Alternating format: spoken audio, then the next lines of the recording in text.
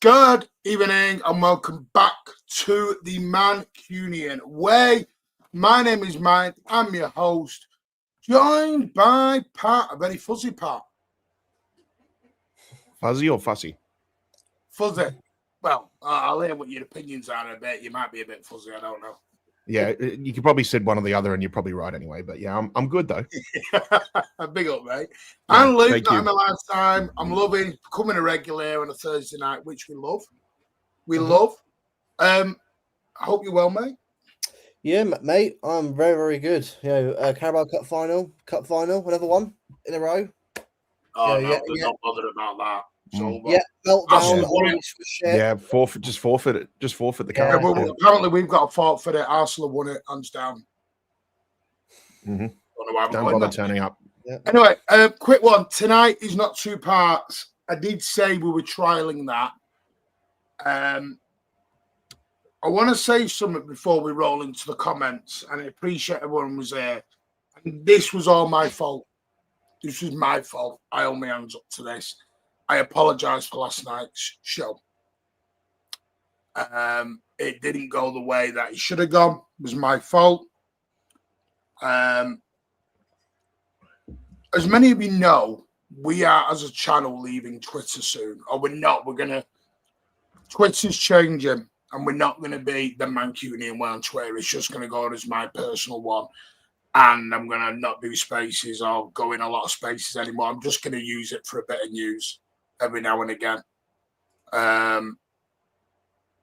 And what the idea was, we were meant to do more shows on here, but the shows weren't meant to turn into spaces. And last night, they kind of did, which was on me. So I apologise for that. That's all I can say. Another thing as well, some new things, this is for everyone in the chat, and this is for all the mods. Mods are going to have 3. I've told the mods, or the mods that are listening, they're going to get 3 chances now moving forward. I don't mind a bit of banter in the chat. Don't mind a bit of a laugh in the chat. And people want to call this policing whatever they want. But the one thing we don't want to do here on the channel is do rage bait stuff. And the last few shows, the chat, not everyone in the chat, some, it's always the small minority, is becoming a bit rage baiter. You can have your opinion and criticise 1000%. But if you just put a comment of Haaland is shit, Foden is shit, Rodri is shit, sack, fraud, Pep. No, there is no tactical analysis in that. That's just being child.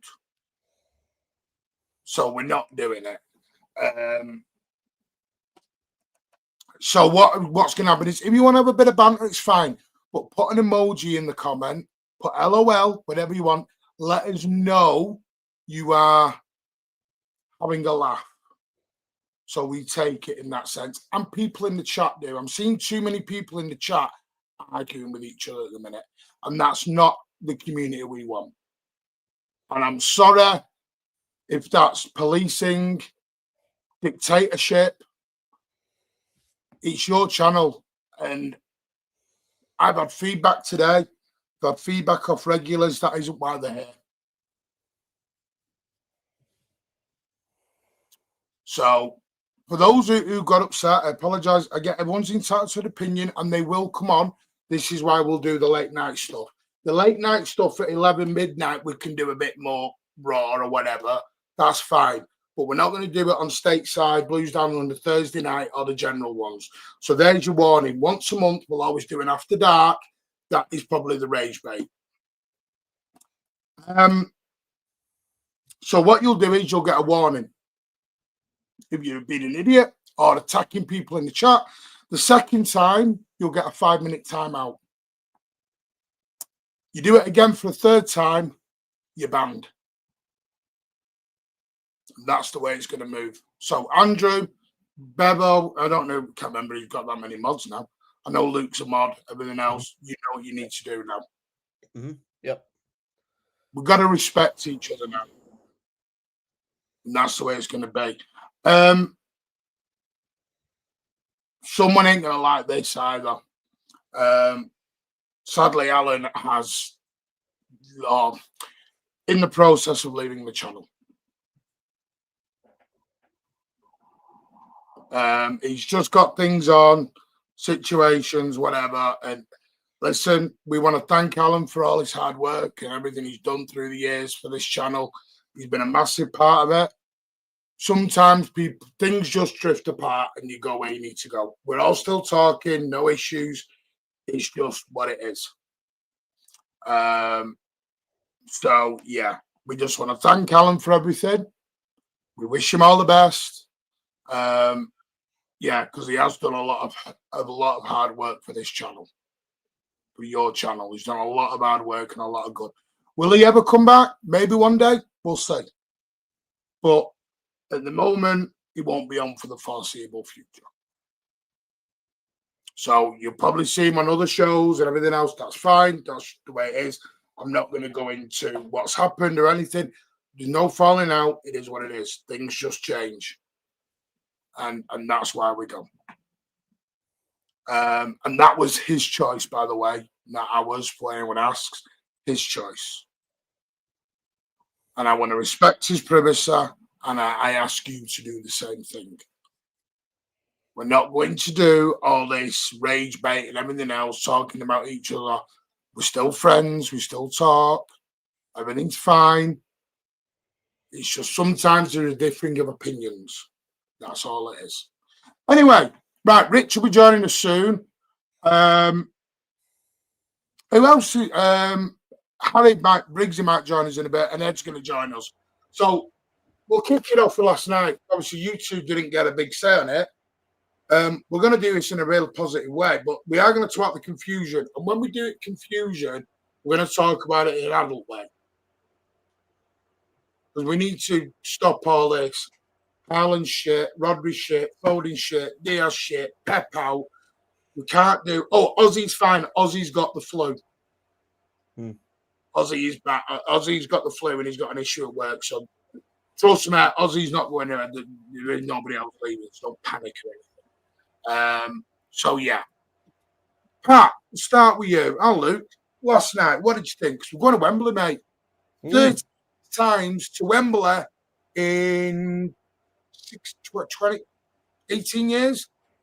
32 times since 2011, I believe. Yeah, 22 times. 32, Martin. No, 22 times in the last 11 years.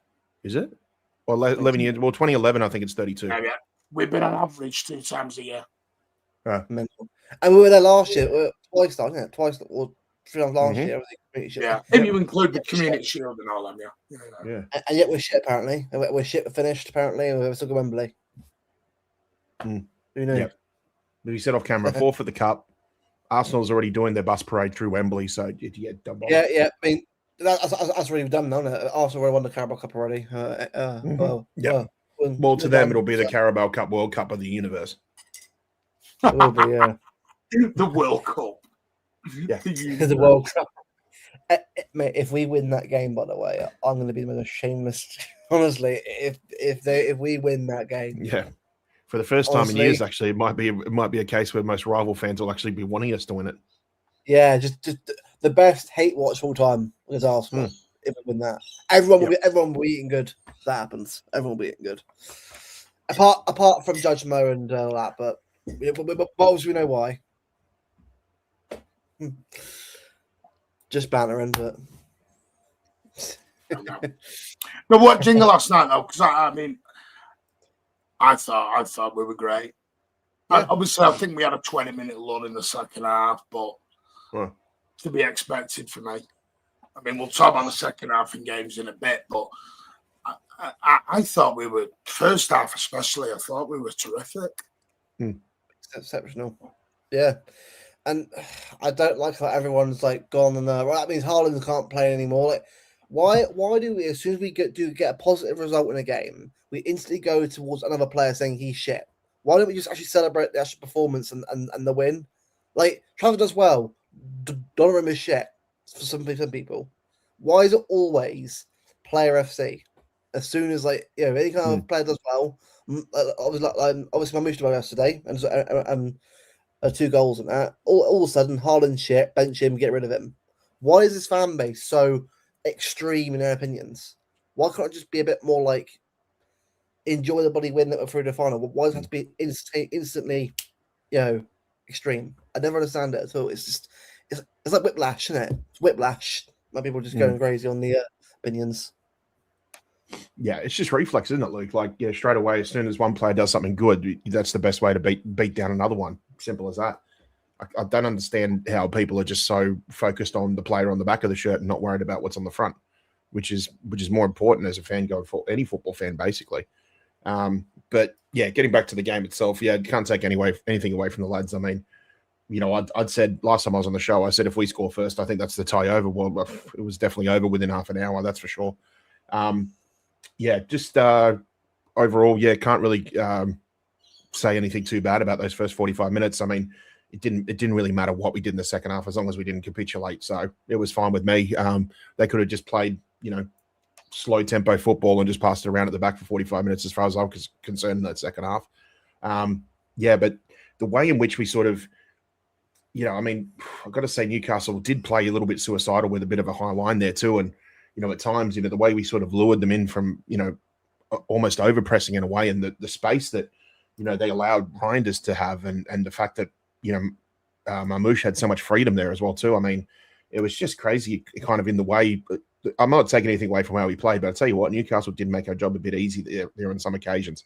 So, but look, I can't, you know, talk down about the way we performed too much. You know, like I said, we did a lot of damage at St James's Park, and, you know, I think we basically put all the nails in the coffin in the first half yesterday. So, yeah, fair play. Off to another trip to Wembley, and yeah, look, I'm excited to be back trying to chase that Carabao, because it's been 5 years, and, you know, people want to, especially rivals, want to talk down about the Carabao Cup until they're actually in it. But, you know, we made this trophy ours for a good length of time there. You know, the change of decade basically. So I'd love to get it back in our hands, and, you know, especially with a chance to beat Arsenal. Got to be so sweet if we were able to win that one. That's what I mean. Like, I just feel like what it is, right? Like, everyone goes about Arsenal quad. Yeah, we're 6 points off Arsenal. We're in a Carabao Cup final ourselves. We're in the FA Cup fourth round, and we're in the Champions League knockout as well. We've got every chance to win. By the way, right? Neither team win the quad. By the way, neither team are. Yeah, I'm just putting it out there now. Like, it's a great dream, but we're being real here. I'll take one trophy anyway. Like, it's just, you know, for me with the quad, right? You kind of realize after a while that as good as we were over the past few years, the luck we needed in certain games when it wasn't going our way, like for example, Chelsea in that FA Cup semi-final a couple of years ago, we went on for the quad in a way. That the lack of luck in that game that we had, sadly, to lose the game. You know what I mean? It's like games like that are where it's all about fine margins. It's not true. Oh my God, 4:30 kick-off Wembley on a Sunday. Oh my God. I mean, if you guys fucking look, for me, I mean, either way, I don't know if it makes you feel any better, but that will be 3:30 on a Monday morning here. Jesus Christ. Yeah. Man. No, that's the time. That's the norm. It's been like that. That's the time I get home on the Monday morning, Pat. Will be, yeah. That's when I'll be getting in the house. Yeah. Well, okay, mate. Well, if we win the final out of solidarity, I'll go home when you get home. Yeah, you're not allowed to go home until I step in the door. 4:30. Jesus, I saw something, because you know what I mean, I'm not on Twitter a lot anymore. I sort of just nip in and out for 10 minutes a day. That's what I'm doing now. Yeah. So you know what it is, Mark. You're gonna be. We win the cup final. I'll stay out and have a bit of a day booze up or something, and then I'll get a message from you saying stuck in traffic just outside Birmingham. I'm like, oh, for fuck's sake! I can't get home. I'm at the Northern Circular Services. You are not moving. Yeah, I've seen it, but we can talk about it when you come over. Guess where's having roadworks at the moment? We're going to talk about it. Like you said, the second half was. I mean, for me, I think yesterday was the reserve manager. You're 5-1 up. You've got Liverpool on Sunday. Mm-hmm. I don't think you needed to go all hell for leather. I think that's why it was a good chance to bring on a Max Lane at halftime for an FK. I don't think that sub is made unless Ake was injured. I don't know. And I don't want to, I haven't been told anything. So I think you're looking at it. It was a good time to make the subs. I will come to the super chat soon, Bebo.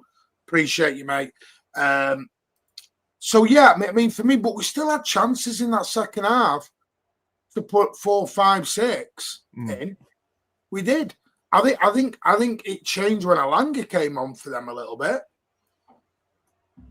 But it's hard because it's 3-0 on the night, but you know it's 5-0 in essence when you're going in at half time. Yeah.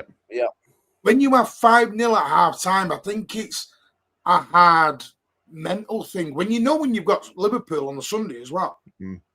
Yeah. We've been complaining about these players being tired, and when they do take the foot off the gas in the second half, we say, well, why didn't you give it up in the... Because that is when you do conserve energy.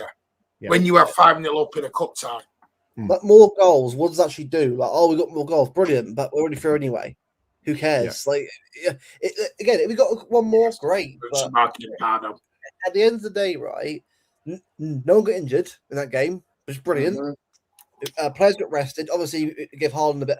And to be fair, Haaland, he came on and showed a little bit. That's kind of like the minimum requirement at this point. But he's made the runs into the box, and we did try and find him. So hopefully, with Haaland, when he gets a couple goals, you'll start seeing the form back in it again. I've said before, right? I'm going to say it right now. The Erling Haaland criticism, like for me, I'm critical of him as well. And I think everyone's been critical of him. And I mean, quite fairly from most people that I know, but some obviously quite extreme. A player as good as Haaland will have drops of form, like Mbappe will, like Kane will. They will have form where it drops to face the earth sometimes. And bear in mind, this is Haaland's worst run of form in his career. By the way, 1 goal, 11 games, I think, or something like that. It's his worst run of form in his entire career, and he's 25. So when you factor that in, he's been banging the goals in for a couple of countries for a consistent high rate for a number of years. Like, give the guy a bit. I know he's spent a lot of money, but forget about the contract for a minute. As a player, he's been doing it so much, and we've got a good squad of players like Marmoush around us, who are stepping up as well. So at least we're not just one player FC. If we were Haaland FC, by the way, we'd be screwed. So in fact, that's what the rhetoric was at the start of the season. Exactly. Yep. We were Haaland FC. Now we're not. Now Haaland's crap. I don't know what we're Mamouche FC now. Shaky, I don't know. Or are we just sensible and we're just Manchester City FC? Yeah, we're not player FC. We're a whole squad. People are going to start listening to these rhetorics that are coming out. We've got a good squad. This squad's actually pretty good for a rebuild. Bear in mind, this is a rebuild team. It isn't even done yet. Like, players will be out the door and some players will be indoor. We're not even done yet. And we've got a good squad. And we're doing pretty well. If you told me by February 5th, we'd be in a Carabao Cup final, second in the league by about 6 points, Champions League top 8, and also the FA Cup 4th round, I'd have been well happy at that. So, but this is the thing. They're like, oh, but context. What context? We're still in competitions. Yep. What's the issue? I know that's like I'm being too positive, but I'm just going off what I'm seeing right now. Like, obviously, we're not playing perfectly well. There are obviously issues that obviously we'll get to in a bit. Yeah. But I disagree with BB a bit. I think at 5-0, you can.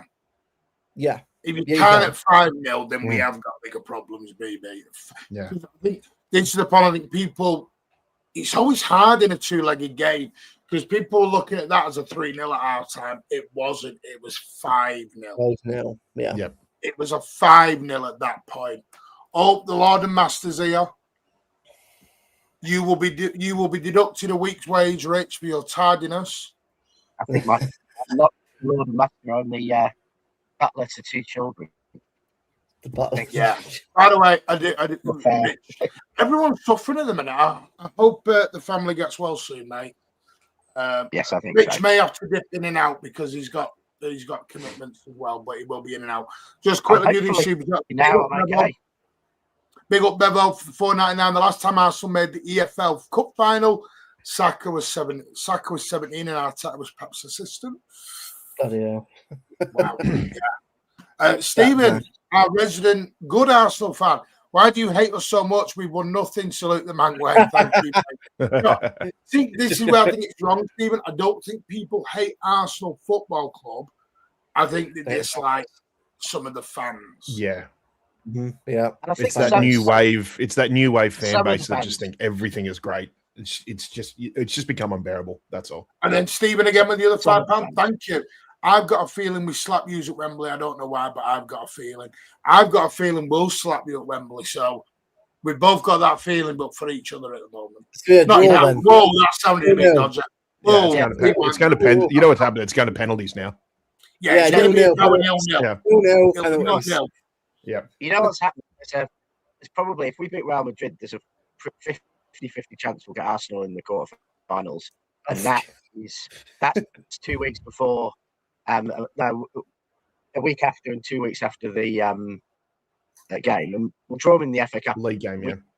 We could play them 5 times. 5 times. Yeah. Your dream's coming true, Rich. Yeah. Like the quad, and we play Arsenal 5. No, when you said, because Rich in our private chat on WhatsApp, Rich said we're going to end up playing Arsenal 5 times in a month, And we all kind of laughed it off. Wait, you manifested and it. it's kind of going to come through, It's isn't it? starting to manifest now, yeah. It's starting, and Rich is getting more confident in the group chat. I'm like, I'm waiting for the "I told you so" comment. It would be absolutely imagine that. Big up Queen of the Art, by the way, for becoming a YouTube member. And big up to Johnny Larda for renewing for a third month. Your support is greatly appreciated and not unnoticed. Thank you. And Bevo again with the very kind generosity. Man City becomes the first Premier League club to reach 1 billion likes on TikTok. Ickle City, eh? Yeah. Ickle City. That's why no City fans have got any attention span or patience anymore because they like everything on TikTok. Everyone's starting to unsubscribe now, so it gets back to Yeah. In fact, like on YouTube, it's like when you hit over like 8, 9, 10, 11, 12, whatever thousand, there's always one person who has to unsubscribe to take you back down underneath it. Humble you, yeah. Get humbled. Yeah. True, I'd also rather manage the second period. Well, exactly. I think we were at 0-0. I think that second half would have been a bit different. Well, I'm hoping we are. Exactly. We'll talk about that in a bit. But I mean, for me, I'm going to say a couple of outstanding people that I need to talk about is two. One is we'll come to Liverpool as well, some point in the evening. James Trafford, I'm going to talk about. For a lad who's had a very, I will say, dubious start to his Manchester City, probably short career. It will probably be short, sadly. He's really sort of come in and to put performances, and it wasn't just last night. He put the same performance in the last round at Newcastle. He's putting performances against Swansea. He's done well every time he's been called upon. Even in the Champions League, he's done well. Now, it's just a shame that we've got two very good goalies, and one doesn't want to be number two. I think if Donnarumma had been probably 30, he might have hanged around a year. But because Donnarumma's 25, 26, even though he looks about 35, I understand it. But I think while we're here, I mean, if we win this League Cup, James Trafford's going to be a massive part of it. 100%. I hope he gets the chance to, win. I'm sure we'll play him in the final. I think we really have to, but I'm sure he gets a chance to win a trophy at Wembley, because if he does, then he leaves City with a real memory, something that actually will mean something to him all his career. And I'd like that. Yeah, I'd Richard, like to see that. look at Willie Caballero in 2016 and then Claudio Bravo, getting us all the way to a cup final and then, being a part of the starting lineup that won it in the Centurion season. So we've always been willing to give the number two keeper a bit of a chance to, make this their competition. So I can't see any reason why I wouldn't allow Trafford to not start the game in Wembley. In the Patrick Trophy, as we call the cup. Listen, Trafford should the biggest one for you, always. Yeah. Surely he's not going to put Donnarumma in for the final just because it's Arsenal. No, remember what was it? Formidable season. Bravo was in. Bravo was in goal for like every round, and then they put Edison in for the final. Yeah, there was an injury. He was injured or something. Was he? Yeah. I don't remember him being injured. Okay. Anyway. Yeah, no, he was. No, because I went and checked. He was injured. Foggy. I did reach out to Foggy earlier because Foggy, one of our long-term subscribers, massive component to this channel. It's lovely to see you back, mate. I know you're not well. So, if you want to dip out, just listen tonight. You are more than welcome. You, sir, are a legend and you have been missed. Steve Black's 100%. Here. Coffee's here. And then Foggy just comes in and gives mate, that isn't why we reach out. You know that, and I appreciate it. Please say thank you to everyone who has been gifted a membership. Thank you so much. As Governor comes in, sat on his sunny balcony there. Good morning, boys. Good evening, mate. Yeah, big up W's in the chat for the Vogs. They're amazing. LB, what about LB? What? He's not in the chat. I've checked. He's not in the chat. He's not. Yeah, that LB is not. He's not LB. There's No, two it's different not. LBs. Yeah. LB is the goal though. Mark Fogg kisses on your mouth. Whoa, Andy, calm down, mate. If you got to put him somewhere. Yeah, the best team will win at Wembley. Yeah, it is. I just think Trafford has to start it. He's got to start at Wembley. Has to start at Wembley. He got us down here. He's played really well so far in all the games we played so far. So I mean, why wouldn't you play him again? I mean, he's been well deserving of it. I mean, keep the Champions League, Premier League, the Donnarumma, FA Cup, Carabao Cup for Trafford. That's what it should be. Does Trafford start in the final? Yeah. Yes. I'm sorry, he said he will. Also, Mark. Thought somebody crashed outside then. Mark Gay, Pep did confirm later on they're not going to change the rules. Mark Gay will be out for the final. It's a shame. Such a bizarre rule, man. Just like, yeah, that's weird. Yeah, bizarre. Semenyo's not and Gay's not. You know. Yeah, because he wasn't registered for the first leg. Can't be registered for the second leg, and then there's a follow-on rule. If you're not played in the semi-final, you can't appear in the final. It's a bit weird, isn't it? A bit of a kerfuffle rule. Big up Foggy for the 31 as well, mate. You, sir, that shows you how long you've been here. Big up, mate. Thank you so much. Of course, I'll thank him for his moments, but I think he's been. I think Trafford was just a victim of right player, wrong time. Yeah, any other time, but it'd be number one next 2 years. But when you've got Donnarumma, the best keeper in the world, then you can't say no, can you? Can't say no. I guess you could also say Donnarumma kind of fell into our laps as well, too. So, yeah, Steve, don't do that. Who says it's Trafford? Oh, listen, I'm going to go back 4 months when we signed Trafford. No one was giving him a cat and hell's chance. nice. It was we've signed the championship keeper, and now we're going, tell you what, maybe Donnarumma goes. No, let's not do that. Flip-flop fan base. Flip-flop everywhere. Yeah, big up hitting the likes. Governor, what do you think of last night? I know you were in the chat a little bit last night. Yeah, good performance. Did the job. I thought, when we was 5-1 up, I actually thought it would have brought McCade up. You're not getting off this train at any point, are you? This train, you are fully driving the train.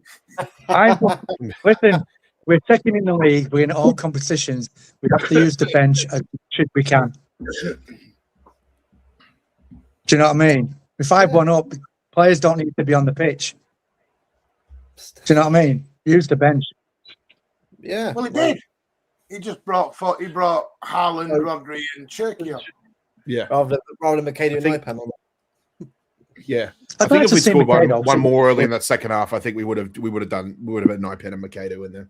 Yeah. But other than that, good performance. With the Gay situation, is it because we signed him late? Yeah. Because I agree with Pep with him saying, you sign me player, is our player. Understand that. I mean, did Gay play in Carabao Cup for Crystal Palace? He did, yeah. He did. So did Semenyo for Bournemouth. So it's just the signing on time. Yeah, he's not registered because it's in the middle of one leg of the in one round of the fixture. He's not available for the final because he didn't play in the semi-final. Right. Yeah. Oh well. And if it is what it is. Don't forget Diaz will be back by then as well, though. Yeah, Diaz is not. It's going to be Stonesy's sign-off. Stonesy will be back. Stonesy. He'll get his sign-off moment for City. Will be captain for the day. It is, Rich. 90th minute winner off his right bollock, and yeah. And that'll be his goodbye to City, so that someone else can have the goodbye at the Etihad in the last game.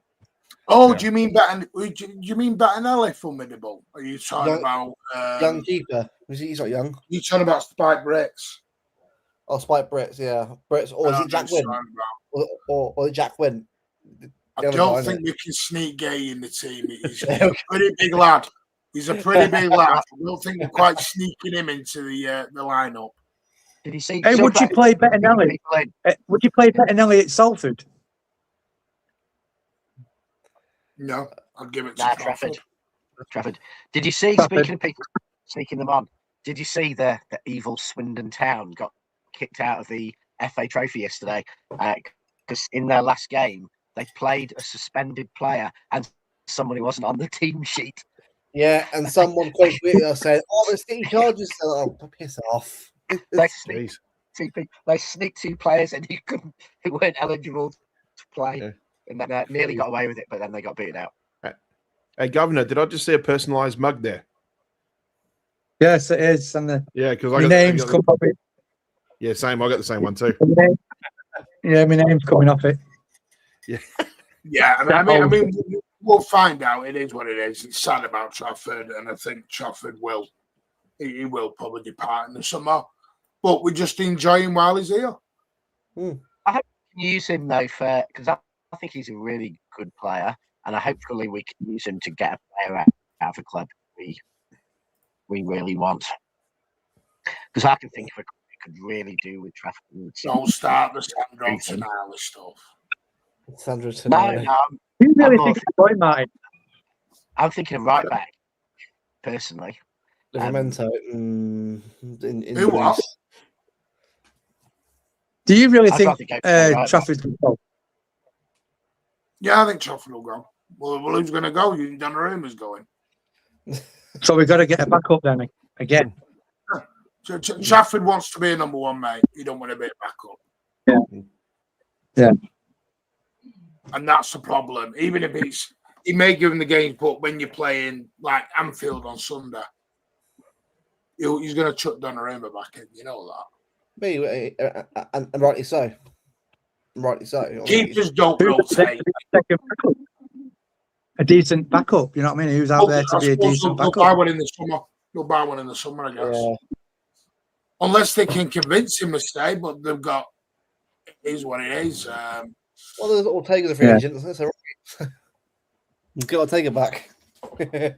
Forget, like I said, I know you mentioned it to me in the email. I didn't want to make it public. I know you haven't. He has been in and out of hospital. So he just wants to thank everyone. He is around. He's not, so he is here. And he wants to thank everyone for all the lovely messages. Same with Blue Art. People were asking where Blue Art was. I think they were missing his granddad jokes. They're not even dad jokes with Blue Art. They're now granddad jokes.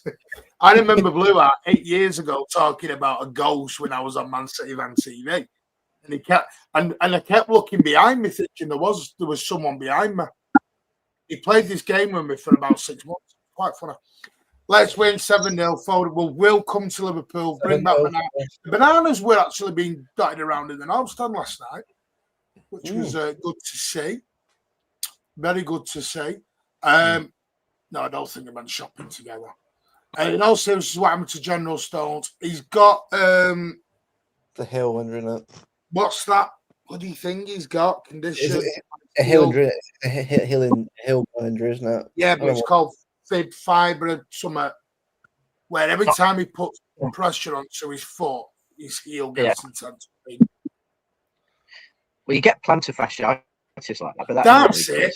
Rich, your connection is dodgy as hell tonight. Yeah. Is it? Wow. Are you on the neighbour's Wi-Fi? No, actually, I think I might be on 5G Wi-Fi, not. He doesn't have neighbours, Martin. He lives in an estate. His neighbours, his community come to his pool. Yeah, that's where the gated community. Yeah, Governor's in Rich's back garden at the minute. That's Rich's pool behind him. No, I'm actually at work. Yes. Hello, welcome to the Williams Manor. Sorry, hang on. I've got neighbours who have a little understanding, and they help it make it a better day. Sorry, can I just come out? Just one thing for everyone to make sure we're not over speaking each other, so we're not. just for the listeners. Did you just say you're at work, Governor? Yeah, I'm at work. This You is what have a I do. Swimming pool at work. Yes, I have to look after the pool, do the gardens. I'm a manager of a complex. All right. So I this thought is you what I meant do. like just. No, This no, is a this bloody is what I pool do. cleaner or something. This is every morning. Lucky. Yeah, I'm a manager of a complex. So I just look after Does the it get rain gardens, here? the pool. Just get You rain. know. Make No, sure there's no oh. scousers. Make sure there's no scousers staying. No, it's all good. Take It's all down good. Arsenal. Take down Arsenal flags. For anyone who has joined late, there's 162. Please smash those likes on the way in.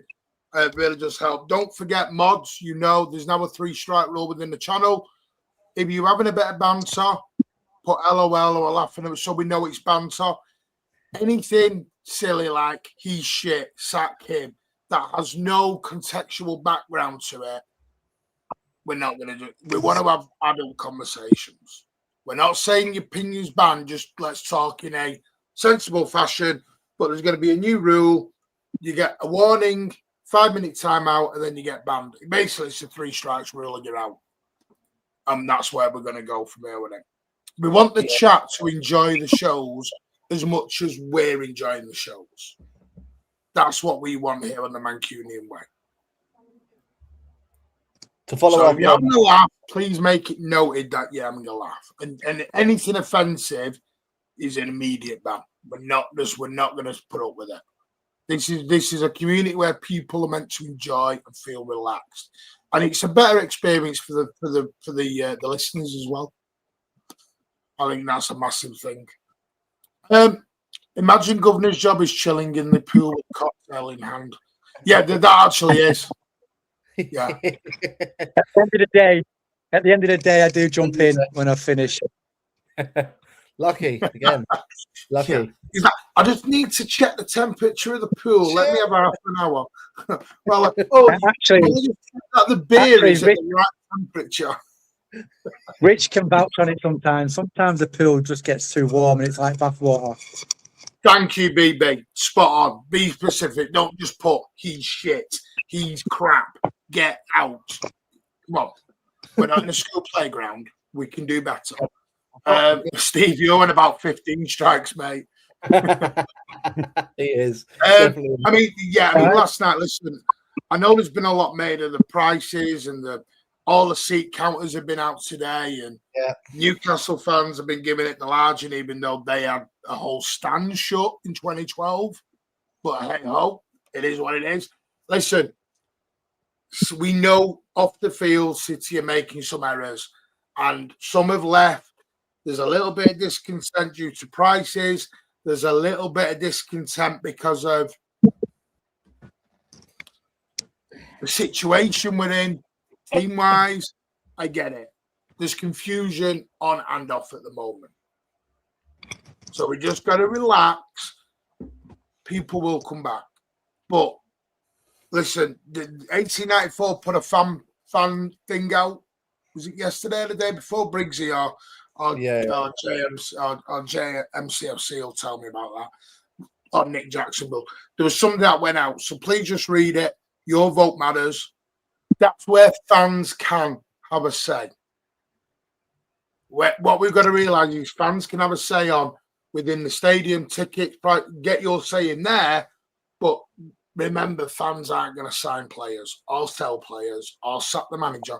We can have a debate. We can have a chat. But just remember, we've got to stop micromanaging the wrong areas. We're micromanaging the wrong areas for me. Anyway, is anyone confident with the final? Or is anyone worried? Seriously. Confident, but we should cross that bridge when we get to it because who knows going to be injured, who knows who's going to be suspended. I'm interrupting you. It's my bad. Did I miss the memo about City kits tonight? Yeah. Oh, it's only half the panel. Briggs is coming in the Edison tribute goalie top. What's doing is that the Club World Cup or is that the Wayne Bridge shirt? No, that's the Kid Super, the one they That's the released for the Wayne Club World Bridge. Cup. You're wearing this. Right, You know, hang on, Governor's 2 minutes. got the. I mean, I can wear that one, but I don't second fancy wearing something that 19 looks like it's painted on. Governor, that's the Never told me. 1911-12 away top, isn't Just it? host. Make sure we're Yeah. not talking over each other. Yeah, you know. Yeah, so are we confident? So Martin's going to for put his the, kit on. Yeah. Are we confident for the final? I mean, I honestly think it's Oh God, one of those 50. this isn't after dark, you Well, halfwit. Yeah, one of those, People on the pitch. I don't. I honestly think that that's against Arsenal at the moment. It will depend on the day because I think Arsenal are a bit up and down. They're not. I don't think they reach the heights that we do, but I don't think they reach the depths that we do either. They're pretty consistent. They've got their way of playing, and we can be. You know, I mean, at the moment, you'd probably bet on us to be 2-0 up at half time, and you know, probably a 2-2 draw if you're betting on Arsenal City at the minute, because the way we play first half, they probably won't live with it, and the way we play second half, they'll probably capitalise with about 3 goals from long throwing. So I don't know. I feel toss of a coin. I'd go in saying the betting should be pretty even, and I'd Rich, say you missed one, mate, and that's own goals. So Right, expect we're ready now. a mad wow. double deflection off Ruben Diaz or something. from a long throw-in. Yeah. I mean, we got no reason at all to fear them, but we haven't really got a reason to be overly confident against them either. I think it's a genuine 50-50 game, and it's going to come down to which manager does the right thing on the right day. Which team, does City turn up for 90 minutes, or do we turn up 40? And Does it have a bearing on the title? I think Psychologically, I think it does for us because I've been for months I've been drawing parallels to the Centurion season. Because again, I think winning that Carabao in that season was obviously for a lot of that squad their first trophy, and it really set the platform for them just to continue on and dominate the league like they did. Different circumstances, obviously, in the league, but I think any trophy or any sort of accolade, especially at this point in the season, will go a long way to that young squad that the new ones have only been there for a year or two. Really help them and push them forward for a really strong finish to the end of the season. It'll be fascinating because, you know, if Arsenal beat City, do City come away from that thinking, yes, we can beat them, or do we come away from it thinking Arsenal, the top of the league, they're better than us? And if we beat Arsenal, do they come away thinking City are back, we've missed our chance, and they crumble, or do they come back, or does it fire them up? Because I think potentially it could have could have quite big impacts both ways. Well, it's funny. Thank you. It's funny, right? Because it's in the March, and funnily enough, City could be. I don't think it will happen, but there is a world where City top the league above Arsenal at that point. Because if Arsenal drop points, we win our games. It could be a different story.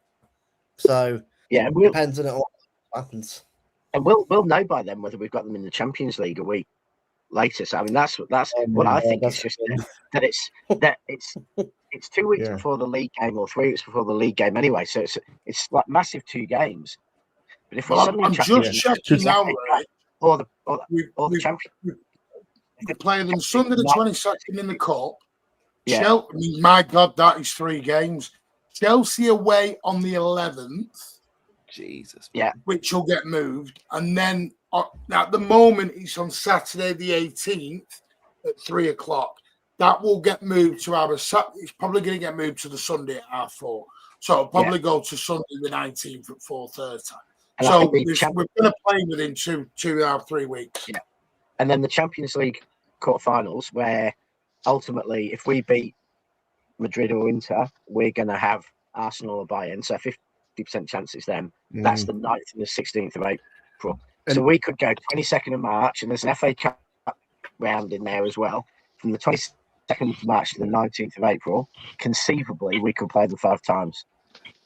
Well, Rich, I think we'll know after the playoff rounds, because I think the draw, which is actually I think about 3 weeks from today, they not only do they basically say who's going to be round 16, but they also map out who you're going to face if you make it to the quarterfinals as well, I believe. They do all the. So by the end of this month, we'll know how many times we're actually playing Arsenal. Yeah. Yeah. So I think that yeah. My question is, depending on what team is available for the final, what's Pep going to play? Transitional or possession based? Do you know what I mean? Or could it go low block like he did in the first? Could go low block. Yeah. But for me, I think we should play to Haaland's strengths. Got to play to Haaland's strengths, mate. So I standing there like a statue. We've got to make it. Which is why you think you might go low block and then play those long balls again. Yeah. Do you think he was similar to the goal we scored at the Emirates early in the season? Do you think he was a statue last night? Because I actually think Haaland was actually more up last night than he has been in recent weeks. He was a bit more mobile. I do like but last night was a lot better than the last few weeks. Yeah. I do like that combination with Haaland and Mamouche. I reckon that could come off. I think as well. Whether we're going to play both together, I don't know. Yeah. Because Anfield's a chance for us. I think it's a game that if we were to win it on Sunday, which I know is historically doesn't happen very often. Is it one in my lifetime? Is it one win with fans in the ground? Am I 25? Yeah, so, 2003. That Luke. Is it? I was 3. So, yeah, see what I mean. So, if we were to win, I think this is the kind of game where if we were to win it, let's just say we were to win it, it could give us a massive boost going to the rest of the season. Yeah. Because now I know it's that before about some games, but it really could. Like good. Obviously one game at a time, but obviously you got Fulham next after that, and you've got a few games which you should probably win after Liverpool. But a game like Sunday, if you get a massive result there, the confidence in the team would massively be boosted for the whole squad. So if there's a game that you want to win and get yourself right on Arsenal's tail, it's Sunday. It's that chance to do it, and we've got to do it. So yeah, and I think the good thing we've got now is that both Marmouche, we know he can score. I mean, the problem for Marmouche is scoring away from the Etihad because his record at the Etihad is fantastic. Away from the Etihad, not quite so.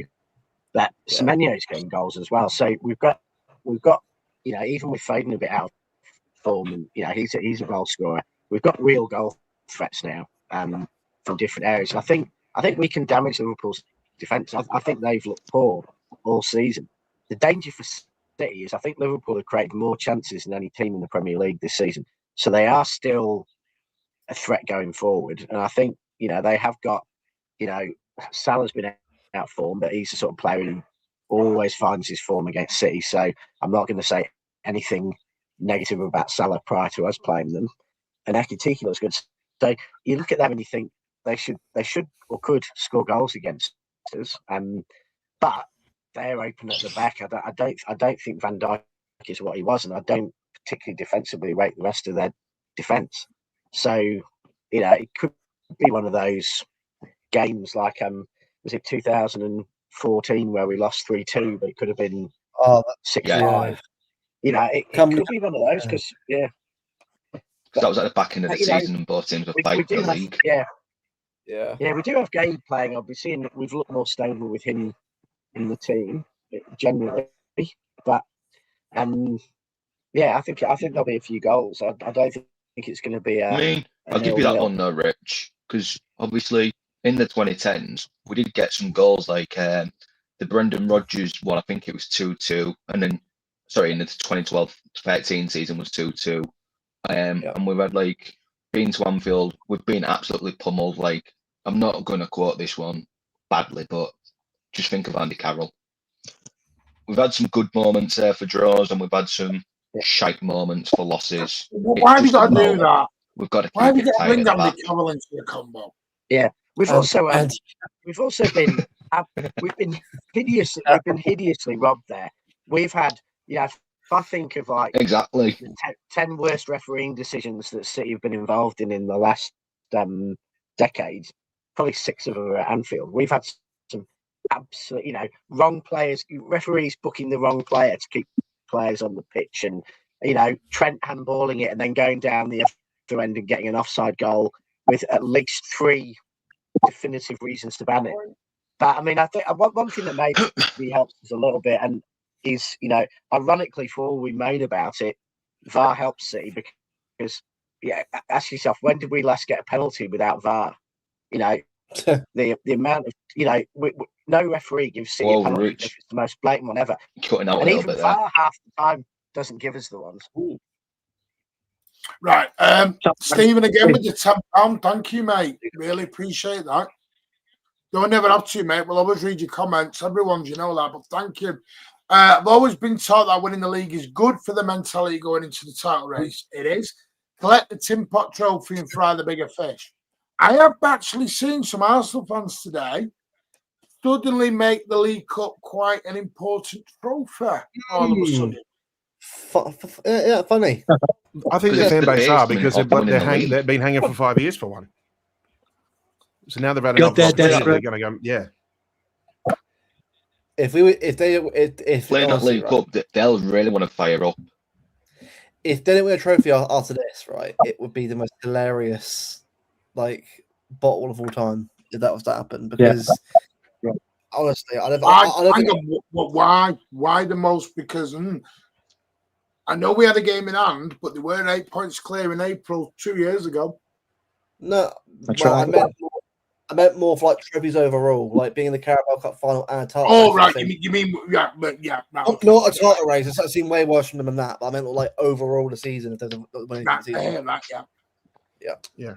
And I think what Rich was saying before about the Carabao Cup in terms of result court. What does that do to our momentum in that? Unless we lose their cup final 3 or 4-0, I don't think it's going to change the mentality of how they play. I think winning the cup will obviously, probably give them a bit more of a boost. But if we were say lose it on penalties or something like that, I don't think much would change. We still have some form of momentum. I mean, obviously, it'd be good if we could dominate that cup final because I think they go absolutely. Yeah, I think the lads would just go one of them till the end. Sorry. It's one of them because obviously, if we play well and then we just lose it, nip and tuck like a 1-0. Yeah. There is positives to take there because we've given them a good go.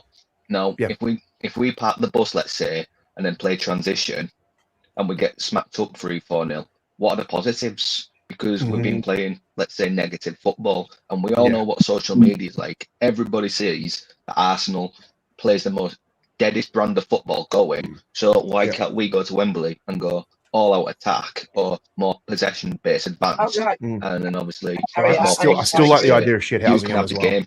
I still like the idea of shithousing them as well. Yeah.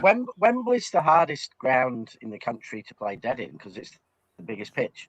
And the truth is, if you're playing free kicks, long balls, and everything, the extra metre or two on a throw-in or a corner, the extra space. That's good for a team who play with movement more than a team who plays dead. So, I think that's playing at Wembley. I think it's in City's favour, in that respect. Where the disadvantage for us is how strong is our squad going to be at that time in terms of fitness? Because I think, whilst I actually think our squad's a lot stronger than people think when everyone's fit. I just think we've had so many injuries people forget. They do have pretty much a backup in every position, except ironically centre forward, where I'm not even sure they have a true first choice centre forward. In that, our third best goal scorer, Semenyo, is probably, he is a better player than Gyökeres. But they do have a lot of strength and depth, and we're going to have to deal with a very strong 11 and a strong bench. Oh, I'm in trouble this week. You're all going to kill me this week. What have you done? I don't know. Wait to see the predictions. Oh. No, you know the thing is though, Roderick, I'll give you that right. That's fine in theory.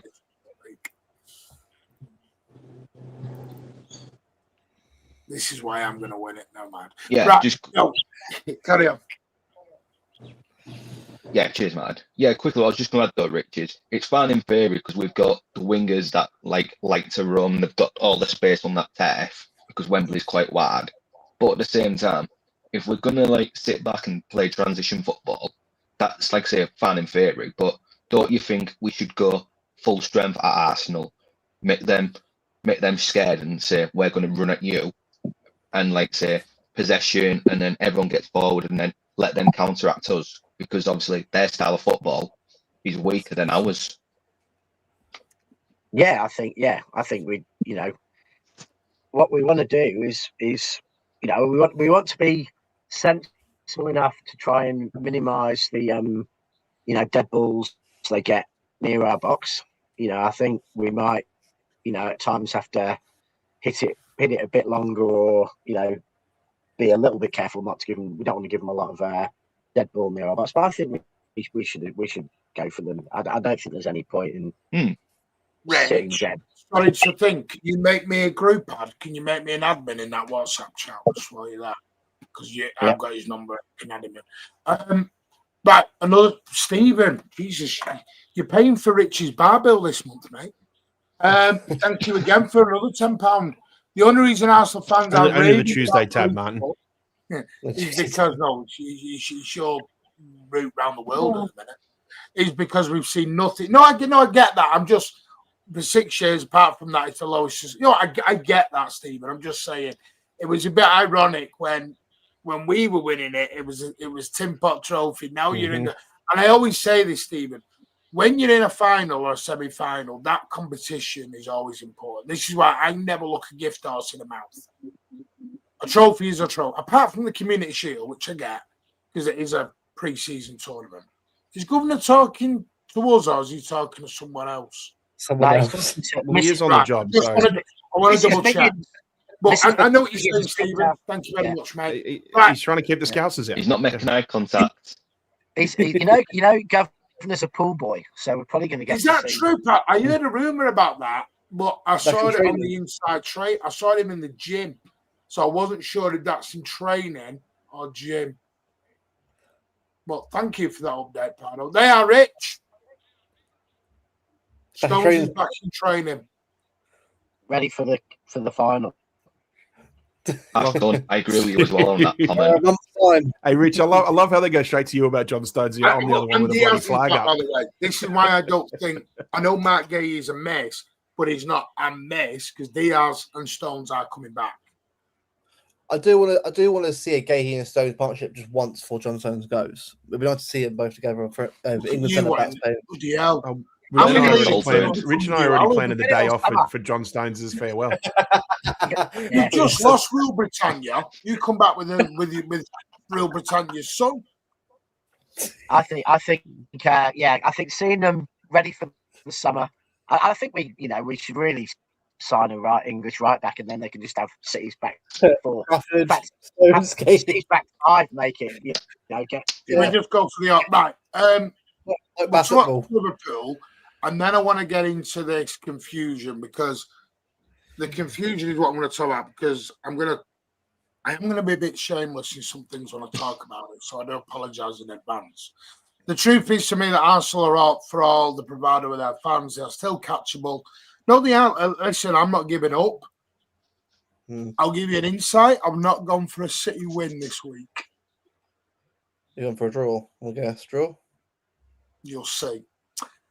Neil's gone with Donnarumma, Nunes, Gueye, Ake, O'Reilly. Oh, so no hushing off for you, Neil. Okay.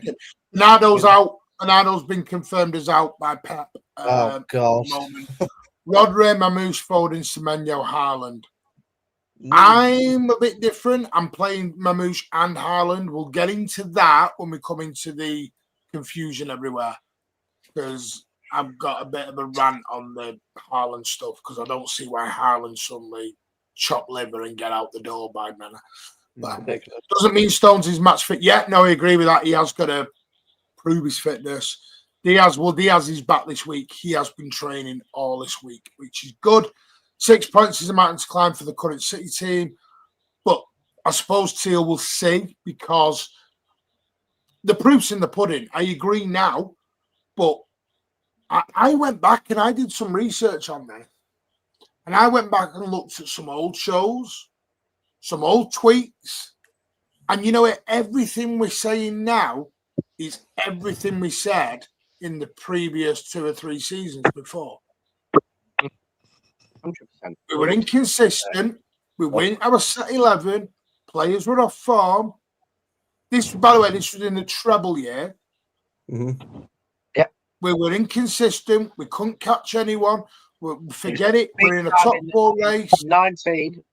18-19, big time. We had a wobble in January. So, we wrote off our season. Now I've done my research and I've looked back on it. I'm like, we had a better team then and we were inconsistent and everything's been said now. High line got mentioned. Mm-hmm. Yeah. Conceding. Our midfield was crap back then. Yeah. According to everyone.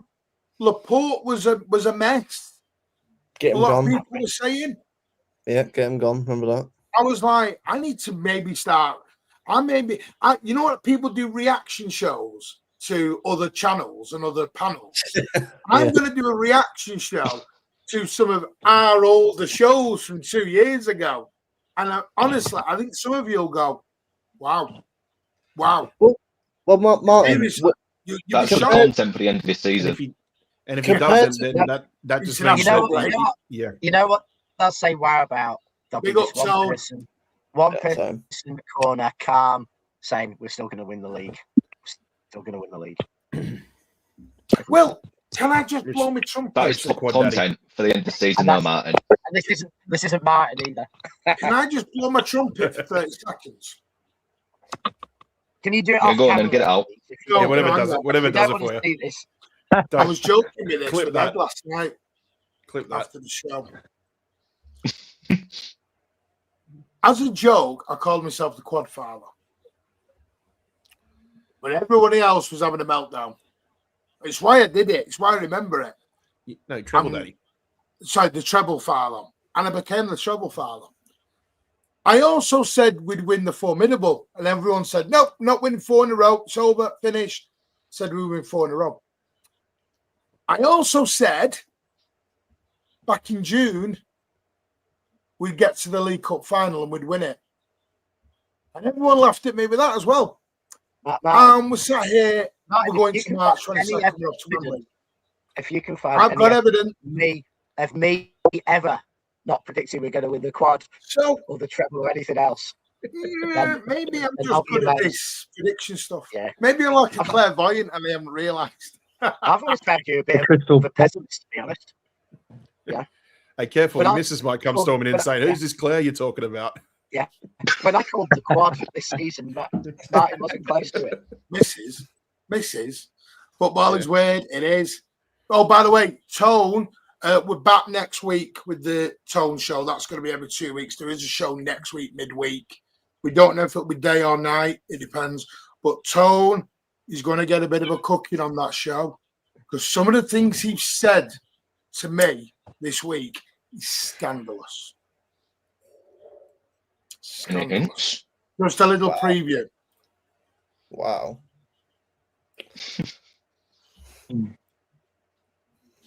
It's 98% certain now. It is. So yeah, right. Big up, Nick. Hope you're well, mate. Nick, do you want to push out while you're on? Do you want to push out that the questionnaire that went out from 1894, mate? If you want about that, you can do if you want, where people can find it, maybe. Liverpool Sunday. I know we've touched on it. Our record at Anfield. Draw. I was going to pull it up, but what's the point? Because we all know our record. We all know it. 3 wins in 39 years, I think. Overall, I think. Is this the best chance we've had in many a year to go and win there? And I'm thinking of their form. Yes. Probably, yeah. Yes. Go on then, Pat. You said yes then, like you were John Wayne, so confident. Yeah. John Wayne. On paper, well, as previous results would suggest, yes.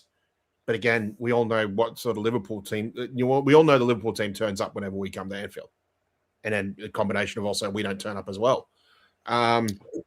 I've always been curious to see, because you do notice that a lot of seasons when we play at Anfield, we do seem to play them at a time of year where maybe we're not in the best of form ourselves. I've always been curious to see how it would be if we ever had to play at Anfield, say under Pep, that is, and say like an April time of year where we're pushing for a title. I've always been curious to see if we'd actually play better, or we'd probably put a bit more of a fight in other fixtures. But given the inconsistencies of Liverpool this season, and I know we've been a little bit inconsistent over recent weeks as well too, but I know for a fact that if we get it right, and I think at Anfield there's always been a sense of us playing as disciplined football as much as we can, but sometimes I think we play a little too over disciplined, and we may play at a slower tempo, or they catch us off guard or catch us on the break or things like that. But I feel like this is just based off the way Liverpool are playing, our best opportunity. But again, I look at Anfield in the same way I look at a derby. I think form goes out the door. I think it's always a tough one for me to truly like wrap my head around. So until you're actually, I think with Anfield too, I think we're probably a lot of the time we know if we're actually going to put in a good performance, by about the first 10 or 20 minutes of the game anyway. So I'm just going to wait and see. See how it all goes with it. But they're not. Do you know what it feels like, though? The fact is, have you seen, honestly, have you seen Liverpool play well defensively and in defensive midfield this season? Because I've seen. No, but Rich, what I was going to say, though, I think it's not just that. They look terrible. It's not just that, though. It's also a psychological problem, because we go to Anfield and we've not won there except the COVID in 20 years. So the club goes there psychologically. We're all thinking, here we go again. Even the players. It's one of them where we've got to snap out of it. And I'm going to say this. Barring the time they sneaked in the top four just with Jurgen Klopp, it's one of the worst Liverpool teams since probably Brendan Rodgers. But it's still a psychological problem.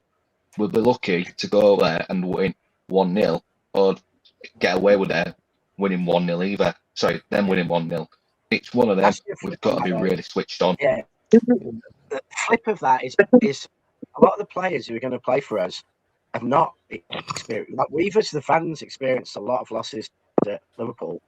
Over half the City team won't have lost to Anfield, who's probably going to play on Saturday, probably more. You're going to have players who've gone there like Semenyo, and Bournemouth should have beaten them with a much more inferior team. He's going to be thinking, wow, it's going to be like candy at a toy shop running at that Liverpool defence, because he's going to have the confidence of done that. Haaland's obviously had a few defeats. I don't think Marmoush played and lost to Anfield. O'Reilly won't have done. Gay's experienced, beating Liverpool for Palace. Donnarumma's experienced going there and being head and shoulders man of the match, best player on the pitch by a mile. So I don't know that, there's probably 3 or 4 City players who are going to be playing who've experienced that, and even then only for a couple of years. So I think that weighs on the fans, and maybe it weighs on Pep.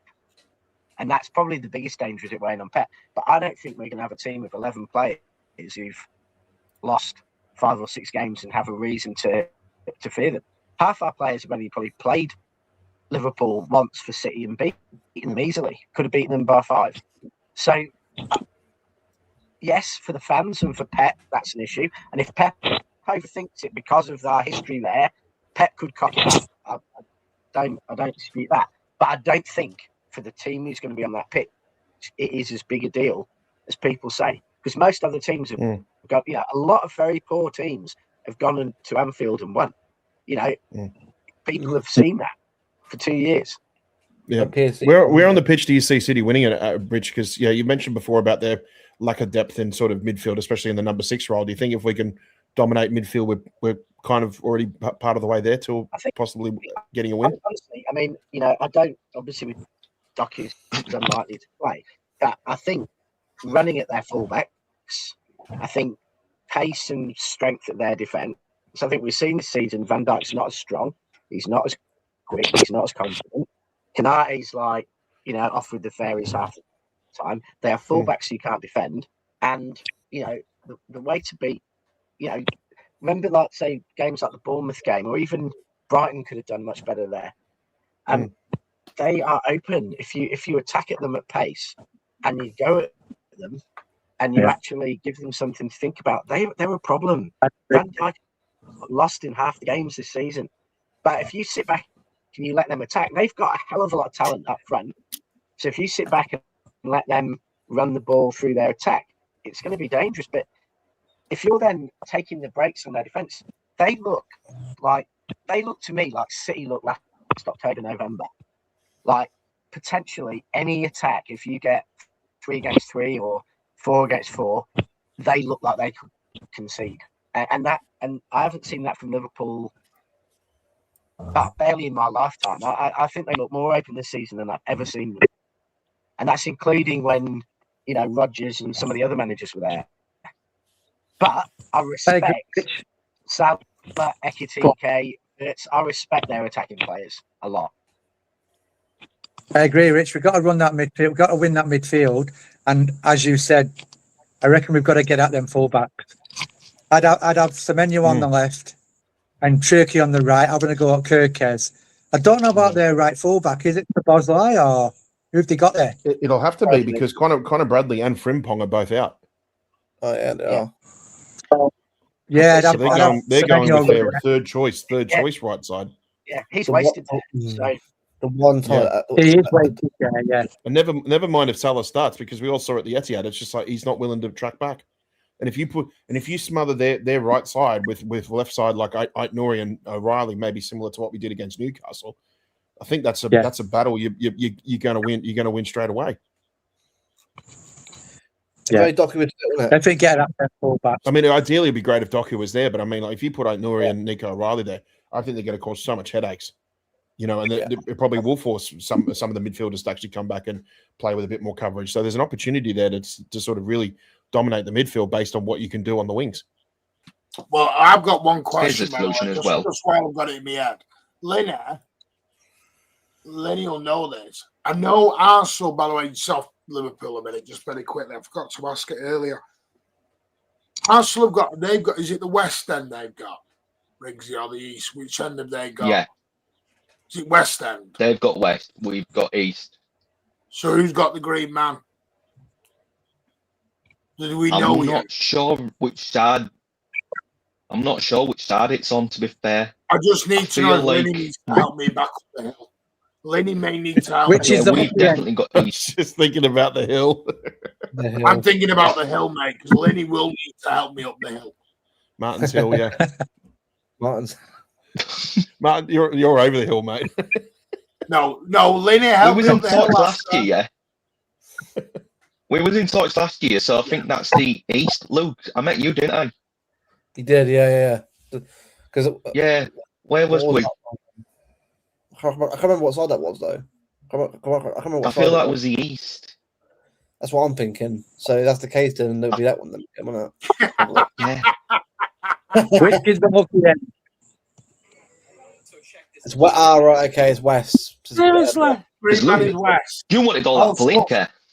So we've got West Oh, End. that Belinka, man. Oh, that Belinka was.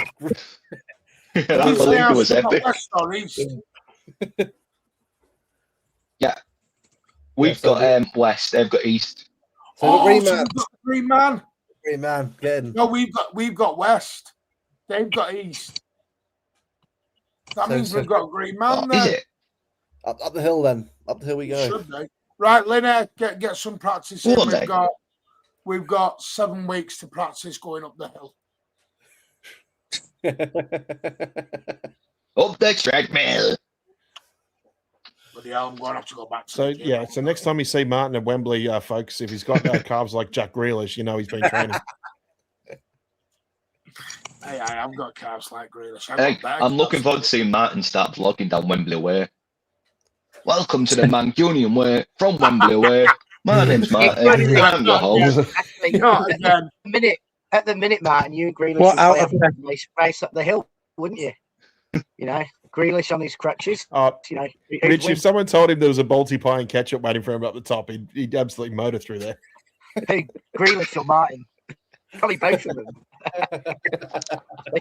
Martin and Grealish in a race for a pie. I love it. Mind you, if it was a Costa and a pack of Rebels, Martin. My God, not again. Excuse my language. Apologies, Pardo. I know Pardo. Apologies. And Doku's probably going to be out. Bernardo is out for Sunday. Pep did say that last night. That's not ideal. That's not ideal at all. I'm going to be honest, right? There's this thing. I'm playing, Total Sport asked it. I'm playing Semenyo, Mamouche, and Haaland. on Sunday. Yep. I'm playing the three of them. Yep. I'm not getting. Yeah, I get Turkey. Haaland And is Turkey. out of form. And I Turkey, get yeah. it, Yeah, but Turkey. you can't. Just benching him was pointless. It's not going to do anything. There's this belief of benching it teaches him a lesson. Garbage. Footballers don't look at it as teaching him a lesson. Yeah, I say rest. Footballers see it as playing themselves back into form. No, we can't. You can't rest him forever because that'll just carry on forever, governor. That'll go to the next game, rest him. Then it goes to the next game, rest him. Thing is, I play him every game. What people play him forget every about- game. So you're in a cycle. Yeah, then what we're into a people forget with cycle. He's Haaland never playing. is even when he's not playing well, Haaland completely occupies at one, usually two of the opposition team. So even if Haaland stands around like a statue, he's going to have Van Dijk with him the whole game, and it's 10 against 10. That's not going to work. So there is, So the truth is with Haaland, even if he's not playing well, he creates space for other players. He creates room. I remember a game at Madrid 2 years ago or something, where Haaland, I think it was at Madrid, or maybe it was, I think 2 years ago. He had a this is my question. terrible game, but set every goal up we scored was because of Haaland. I don't think he was actually bad with his overall play at Tottenham. So David said, shocking front three, trash front three. I wouldn't play Haaland. So 3 cones, right? So what you doing with Haaland then? Should we just sell him? This is what I mean. Lazy as fuck. Are we selling him then? That's a genuine question because guys, you can't do this. He's done. Then sell him. I said earlier on, this is worst run of form in his career, and it's won 11 games. Which bear in mind how unbelievable he's been most of his career. This is only as bad. If you want to keep Mamouche and Haaland, they're going to have to learn to play with each other at some point. Yeah. Mm-hmm. You can't just play with keep 2 strikers unless it's Mancini.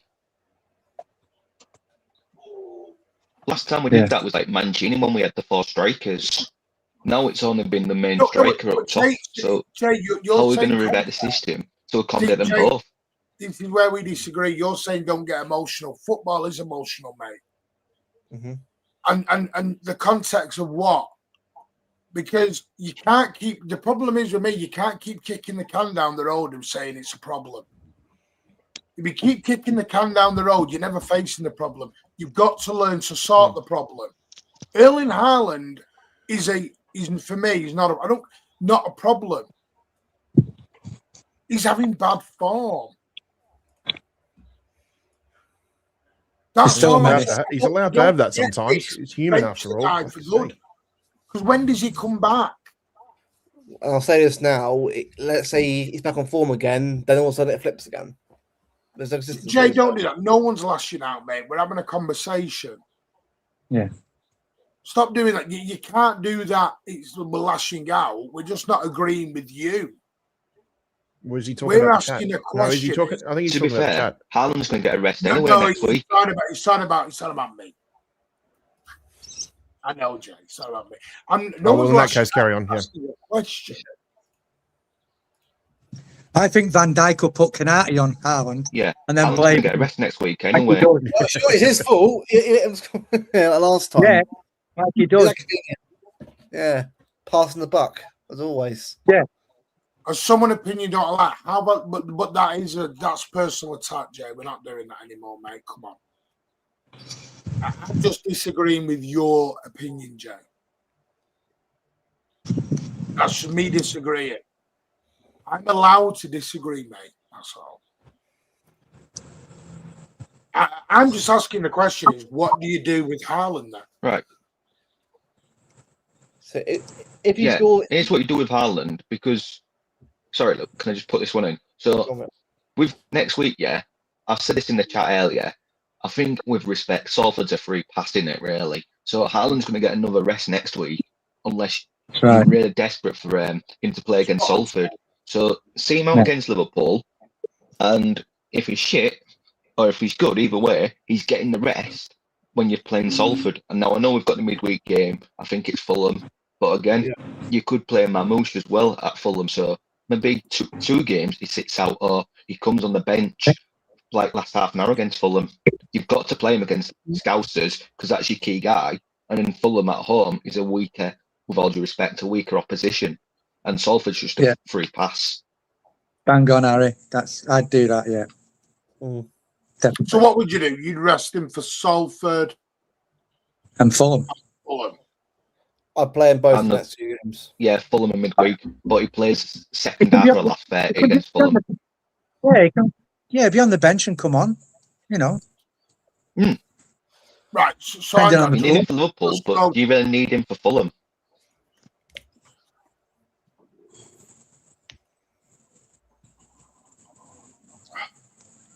I'm going to say yeah. I hope he fires. What are you playing for Fulham then, Matt? I do what you said. I'd put Mamouche in, but Haaland can be on the bench and come on anytime. Do you know what I mean?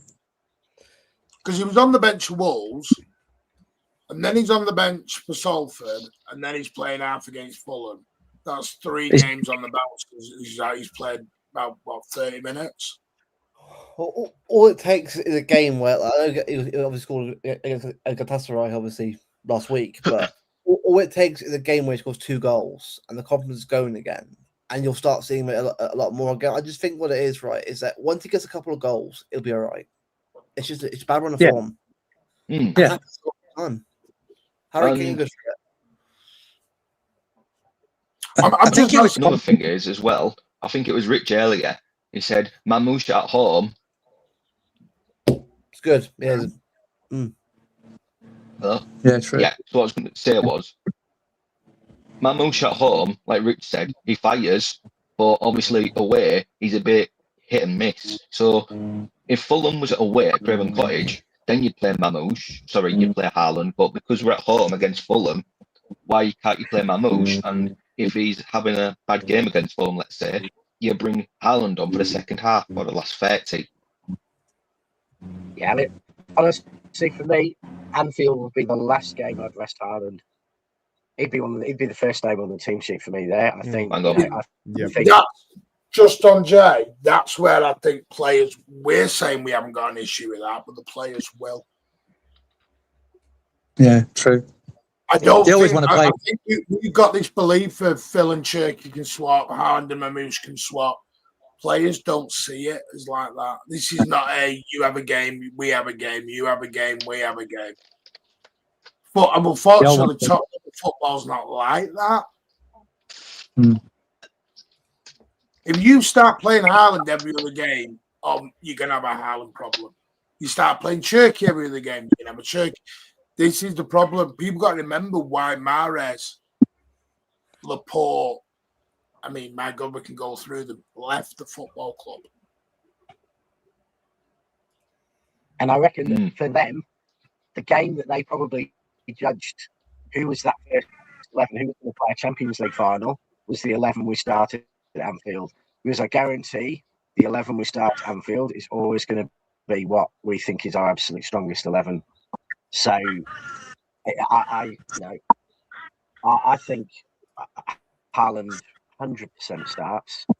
I don't mind playing Mamouche off the left. I think he does as well. But I think if you're going to start Mamouche, you start at the Etihad because his record there's great. Away from home, Mamouche is half the player. I don't know why, but he's half the player in away games he's in home games.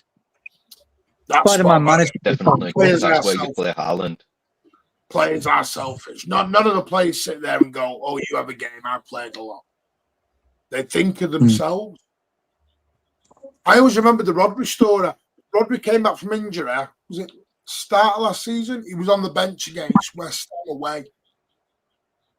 Do you know he moaned at Pep for not playing that game? That's what players do. They moan. It's the same as Haaland, Martin. It's the same as Haaland. We're saying rest him for Salford, but Haaland's thinking, "Fuck, I can bag a few goals. I can bag a few here." Do you know what I mean? Yeah. That'll be his mentality. Yeah, as Mamouche is, as everyone is, and Yeah. unfortunately, some of these players are on goal scoring bonuses as well. I think where Pep's going to earn his money, and the real decision Pep has to make is at 6 and 8. I think that Marmoush, Semenyo, Cherky, and Haaland start in that kind of front four. I think it's 6 and 8 where the real dilemma is going to be for does he start Rodri? Does he start Rodri and Gonzalez? Does he start Gonzalez and O'Reilly? Does he start does Reinders somehow play or Foden? I think that's where the decision is. I think the front four is easy. I think 6 and 8 is where he's going to be sitting there, just not sure. I mean, it worked the other way against. It worked the other way against Exeter, didn't it? Because he played Haaland. Ryan played the full 90 against Newcastle, so I don't know if I could see him starting. Right, well, I'll tell you what. We'll seeing as we're into it now, we'll take this into the confusion part. This is part of the reason with the confusion. Go on. For this, because all I've seen all week on a lot of channels, everything else, in chats and all sorts, is Nico over Rodra, Kushinov over Diaz, Cherky over Foden, Mamouche over Haaland. Yeah. Are we trying to sell? Our fans got bored of certain players. Possibly. New toys in it. New toys in it. That's what I'm trying. Because the thing is, it is like Arsenal saying Declan Rice sat on the bench for Zumamenda, Saka sat on the bench for Madueke because Madueke has a good game. Are we not doing the baby in the bathwater job at the minute? I think people. It's just the modern work mind. In every facet of life, work, business, politics, everyone thinks you can solve big problems in a wave of a hand because there are people, on YouTube, in the papers, wherever it is, telling us that everything can be solved really quickly and really easily, and there's really easy answers, and there isn't. And a percentage of us are sensible enough and grown up enough to actually realise that actually you can't just change your team every week and achieve greatness. You can't, have a new government every second week and get anything done. And the truth is, but that's the way of the world. That's what is existing nowadays. And we've got to accept that there are some people who genuinely think that you have a bad half, you need to get dropped and someone else brought in. And when they have a bad half drop, someone else bring in, and that's the way to success. As we learned in 1997, 98, changing your manager and your players every single week is just the way to get into Division 2. But people have got that mentality. Those were the days, Rich, weren't they? Yeah, you just have to let them Those were the days about it. You can know it's complete nonsense, but the only way Haaland gets his form back is getting a good goal and getting his mojo. And the most likely place to get his form back is going to be Anfield. And if his mentality just switches that little bit, his confidence will be back. Same with Phil. I think he just needs confidence, and chopping and changing.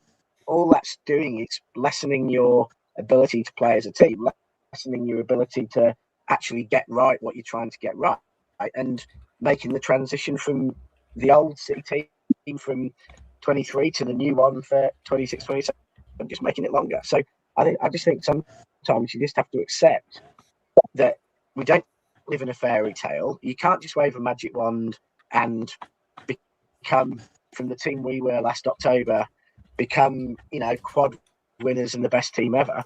And factually, if you just sat all the people being hysterical at the moment down at the start of the season and said, would you be really happy if we're in the Carabao Cup final, top 8 of the Champions League, second in the league and in the FA Cup last September? I bet you 99.999% would have said that would be fantastic. That's more than I expect City to achieve. We've done more than that, but now there's totally unrealistic expectations, and therefore there's hysterical reactions to any time we don't win. I mean, even the Spurs game, most of the people who were melting down afterwards were saying, "Oh, it's Spurs, we're going to lose." So before the game, they're saying we're going to lose and being hysterical because of our bad run at Spurs, and then when we get a draw, because of the way it happened, and I wasn't happy about the second half of Spurs. I was bloody annoyed. But they're in a meltdown because we drew at Spurs. It's like, oh, come on, seriously. I mean, just need to just see where this season goes. At the moment, we're ahead of where we should be. We could end up with nothing, in which case it would be disappointing. We could end up with a trophy or two, in which case it's been a success. And we just need to just calm down. It takes time. I think players are a year or two from their best. I think we all have our opinions who should be in the team and that. We don't know what goes on behind the scenes, and when the team does come out, sometimes we're surprised. So that's up to Pep's man management.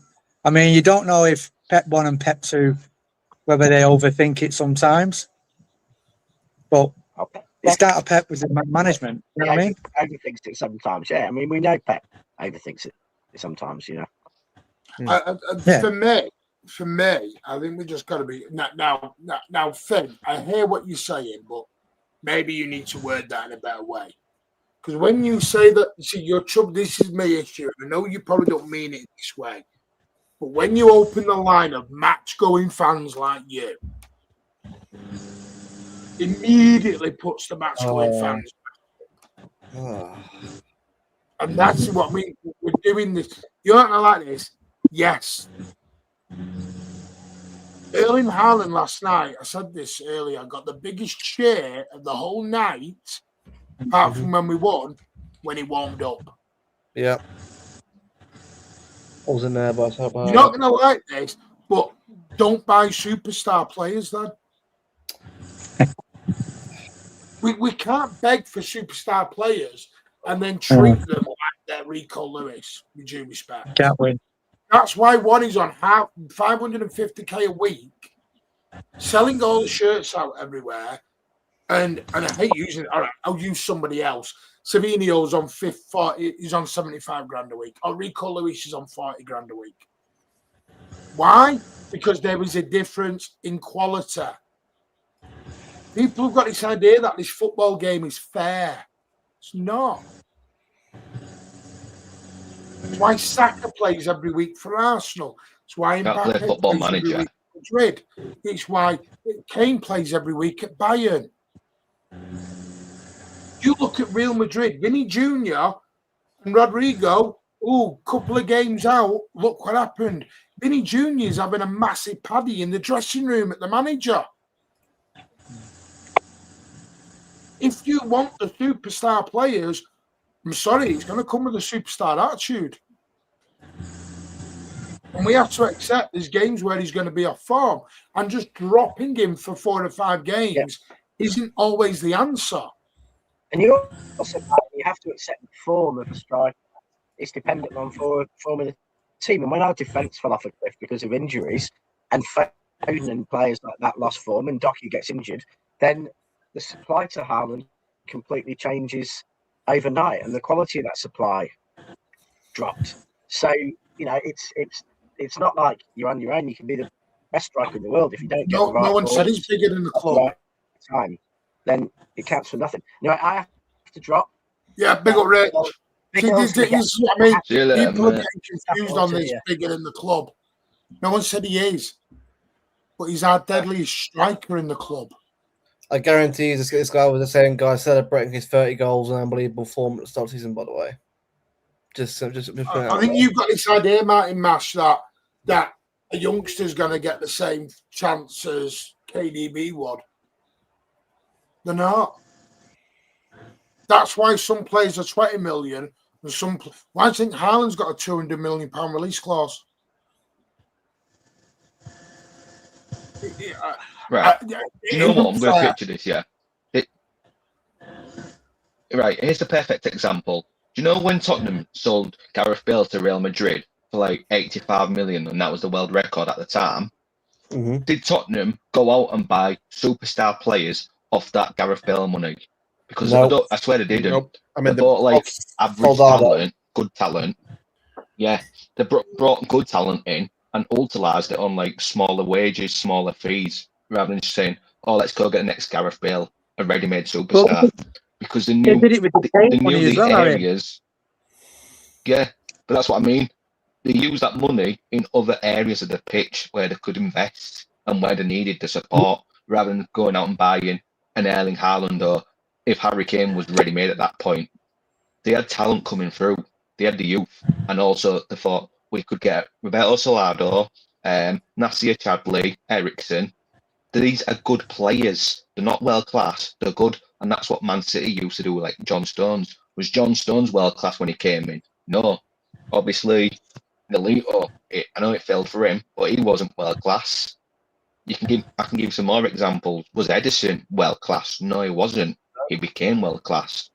These players come once in a lifetime. These Galacticos, Gareth Bale, Haaland. Now, you aren't going to get another Erling Haaland in 5 years.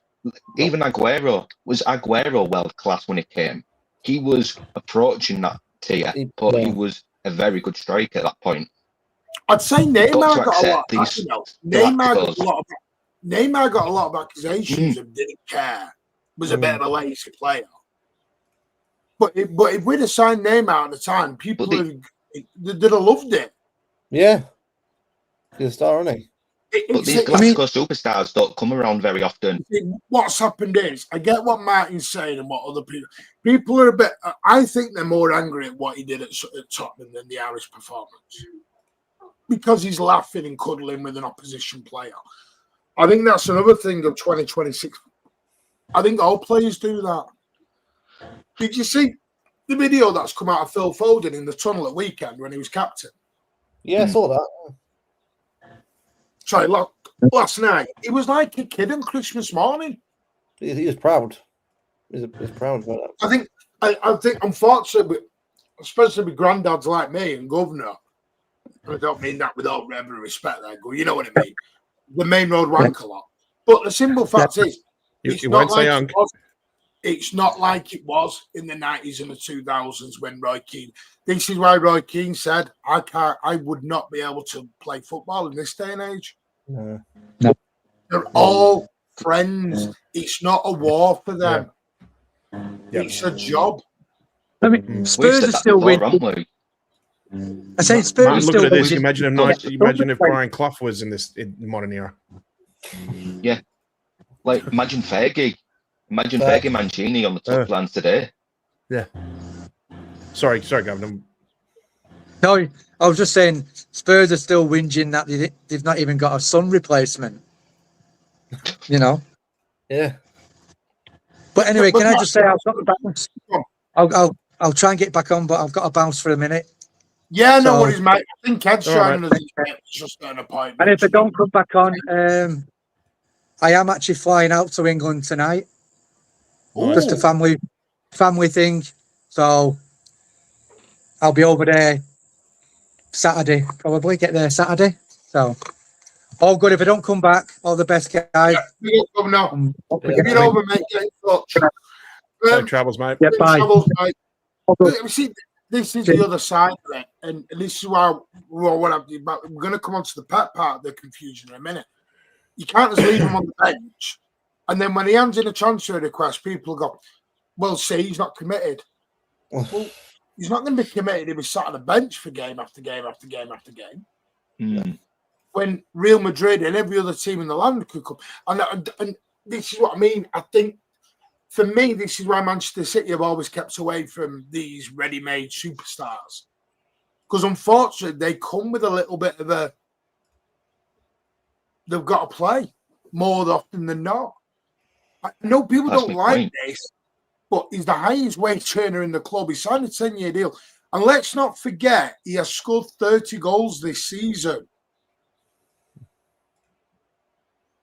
If he'd have scored 10 goals, I hear it. He scored 30 by January. He's got 39 goals and 8 assists in Man City in all season. So he's going through a lean period. Yeah. Doesn't mean Can I ask, though, he's human. Just like... Yeah. Can I ask, did we ever give Aguero this treatment? Because I don't think we did. No, we didn't. Aguero had bad spells, but we all rose above it and said he's the best striker we've got.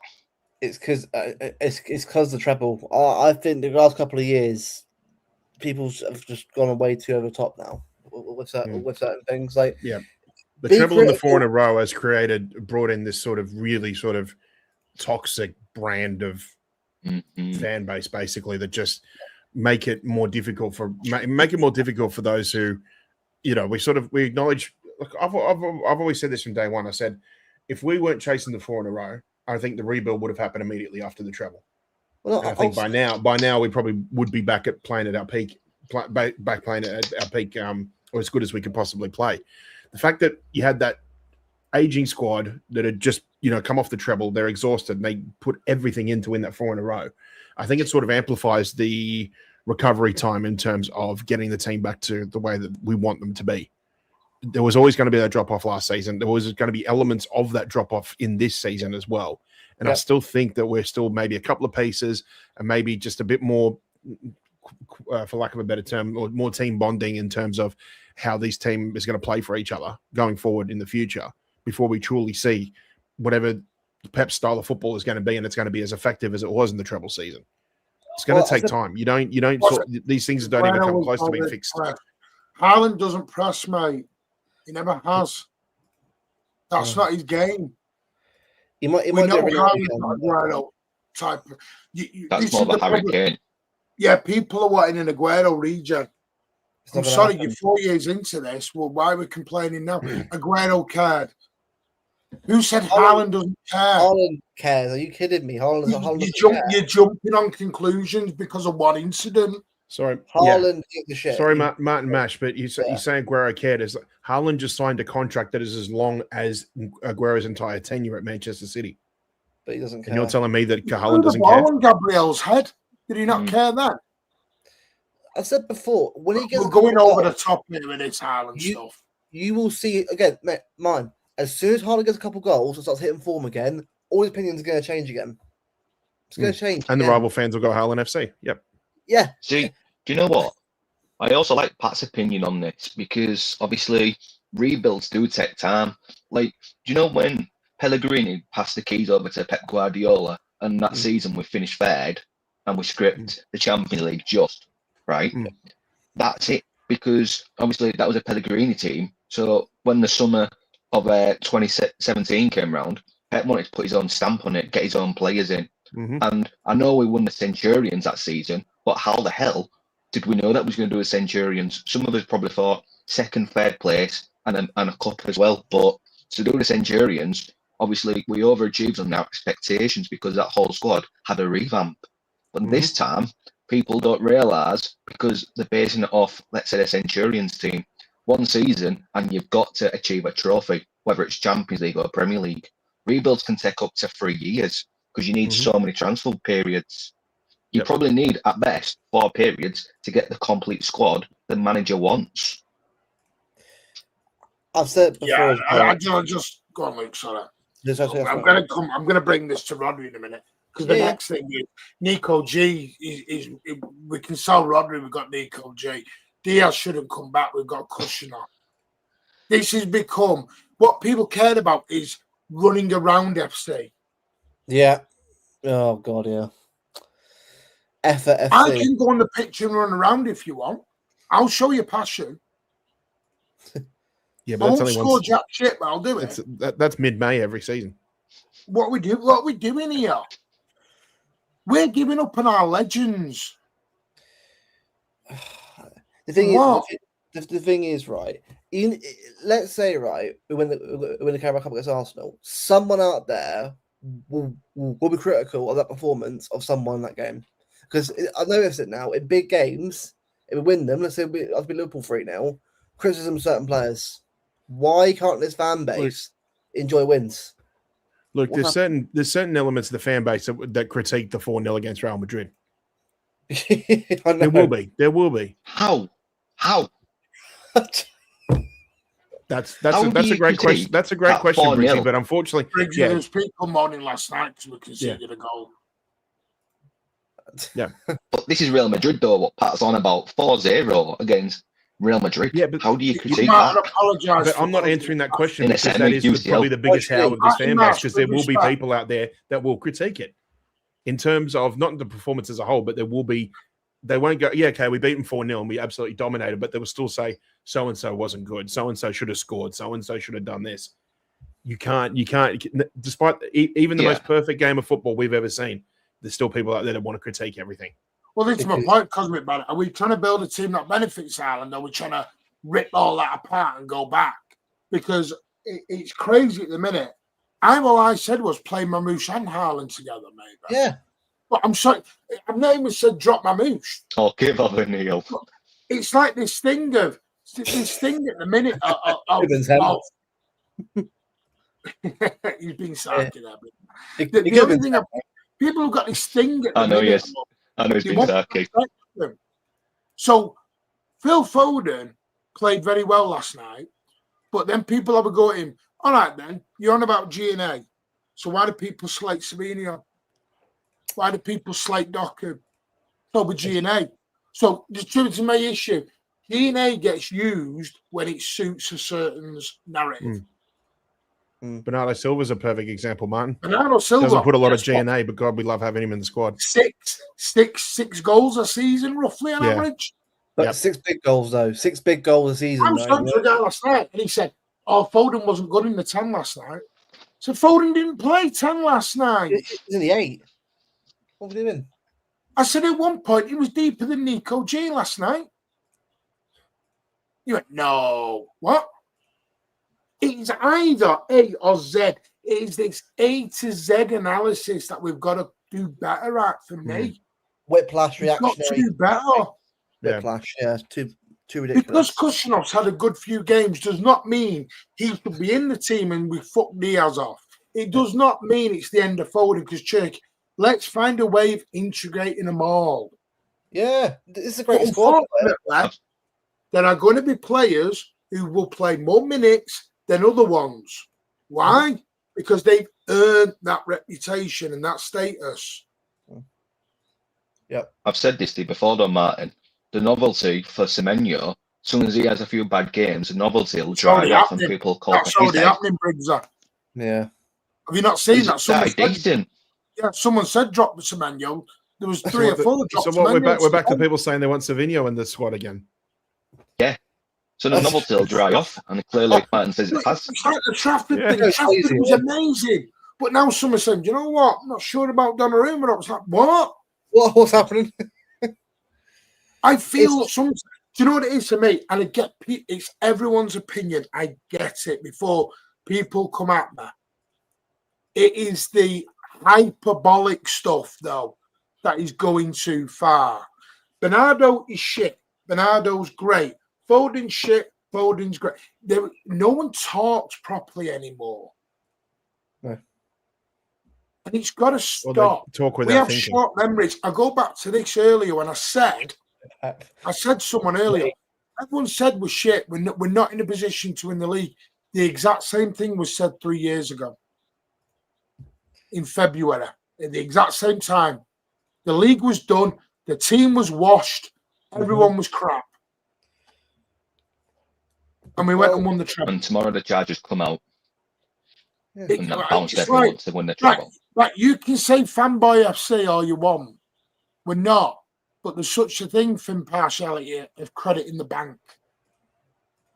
Do you know what's funny, right, though, as well? Impartiality, it's like you having a wife and at the first argument you divorce her. You divorce her on the first argument? Come on. Well, there's no loyalty anymore in football. If you look at it, Martin, we're actually only 5 points worse off, I think. The treble year, I think. At this point of the season, we're only 5 points worse off. A new team. Well, I can show you that, by the way. There's actually a good tool that we've now found on that, which can actually show you a little bit on that moving forward. We lost Tottenham 3 years ago today. Yeah, we drew them this year, innit? Credit in the bank doesn't pay bills, doesn't pay the bills. Oh, for God's sake. So constant rotation then, is it? Mate, I don't mean it's an awful way, but we can have a debate, but you didn't help me so early slagging match-going fans off. No. Without match-going fans for impartiality, you wouldn't have a club to support, mate. Yeah, we've got to stop this back. We're all City fans, whether you're local, you're abroad, you're new or you're old. We're all City fans. We're allowed our opinion. But I'm going to be honest, I think you're being a little bit too reactionary at the minute. If Ruben Diaz had never got injured, Kushinov wouldn't have been in the team. Now, Kushinov has been amazing. yeah. If Guardiola had not got injured, you wouldn't have bought Gay in January. They'd have been in the wheelhouse for the summer for him. Mm-hmm. Things just work out for the sake of it. We're not saying drop Mamouche. We're not saying drop Cherka. This is the thing people aren't listening to. We're saying find a way of getting Cherky and Foden together. Find a way of getting Mamouche and Haaland together. But unfortunately, if it is a rat race between Haaland and Mamouche, there's only going to be one winner here. Haaland. The same way, if it's a rat race between Trafford and Donnarumma, there's only one winner. I keep saying maybe it's not fair, but it's the reality of it. Not everyone has to force to like Foden. Alf's comments is brilliant, by the way, because it's so Not everyone true. has to be forced to like Foden. That's absolutely fine. You don't have to like Foden. But We do. So you don't tell us how to support Foden then. Works both ways, mate. This is the problem. We've got to look at this in a more adult way. You stop telling us who to like, not to like, and vice versa. You don't like Foden, but it doesn't prevent us from having a conversation about it. You're not going to tell us who to like. We back Foden on this channel. We back all the players on this channel. We said it before. We worry about the front of the shirt, not the back of it. So I was a Haaland fan before I went to City for a couple of years. Players come and go, managers come and go, ownership come and go, but fans will be here forever. Take that up with them. This is what we've got to stop policing the opinions out on everyone. Have your opinions, but do you know what we need to do? Do it in a more respectful way, maybe. I think the way we do opinions is too emotional. I've done it in the past. I've never said I am a Foden fanboy. 100% Foden is my favourite player. Why? Because he's earned that respect from me for the last 10 years. I've watched him grown from boy to man. Foden's one of mine because he's my age. Sorry, Luke. And also too, go back to 10 years ago. What happened? Remember who was meant to be the next big thing to come through the academy? Can't say that. People are allowed their opinions. Jadon Sancho was meant to be the next big thing coming through the academy. He threw his toys out the pram, went to Dortmund, and what's happened? He's now floating between clubs because United don't want it. Thank you for explaining, Finn. United don't want him. By the way, can I just say Foden took the patient route, and now he's been reaping the rewards. Let's have an adult discussion about this. No one's calling each other names. We're not screaming at you. Let's have a discussion. And in future, people want to email us, we can bring you on and we'll have a debate like adults. Yeah. We want this to be an adult show, not in that way. Calm down. Why is it? Oh, by the way, one new rule moving forward. I forgot to mention this at the start. And this is, I know Ed's off camera at the minute because if it's been pre-arranged, it's fine. But if you come on the show in future, we want your cameras on. It's not a space, it's a show. Unless it's pre-arranged and you ask, yes, we'll do it. So if you're driving or whatever, that's fine. We understand.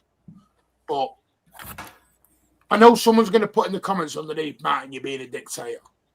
I know they will. Unsubscribing. This is a dictatorship. No, these are our community guidelines. Right, the thing on Pep. If Pep is to leave, good evening, Ed. Whoa, Ed, I've just got your silhouette now. What's going on here, mate? Light something? Whoa. Silhouette FC. I gotta move. Silhouette FC. Yeah. You have to move there, lad. Silhouette That backdrop's not good. He's off camera because you've seen his lighting's really crap. Do you know what it looked like there for a second? It looked like one of those. Now you could have put LOL on the end of that, Fred. Al's comments. You can tell us buddy on Al's comments. Ed looked like that for a second. He looked like one of those people who doesn't want to be identified, whose identity doesn't want to be made public on the news. Yeah. Look at that. We've got his kitchen cupboards. Right. Yeah. This thing, one thing I will say is on the Pep stuff. You know what? I say, because what I've heard in the last week is Pep's leaving at the end of the season. That was off a number of journalists. But they didn't actually say that. They said people think he will leave at the end of the season. Then Sammy Maccabell from BBC changed that yesterday. Listen to the interview. There is a feeling he won't renew his contract in 2027. Well, that's different. Now we're at 18 months. Mm-hmm. Pep doesn't care anymore. Okay. I'm just going to do Exhibit A, just share my screen. Martin, while we're on the topic of that, how funny was it with being sports? Keys saying after, yeah, that is brilliant. Yeah, he won't be in charge for the Wolves game. Sorry, mate, you're just talking out your ass. Won't be in charge. No, but did you see what happened afterwards? He won't be in charge for the Wolves game, and beIN Sports have publicly announced that they're not going to extend Keys and Gray's contract after the season. Yeah. Oh, Keys and Gray are gone from beIN Sports after this season. Of Keys and Gray, finally. Someone put something earlier, and I can't think where it's gone. It's about his celebration after.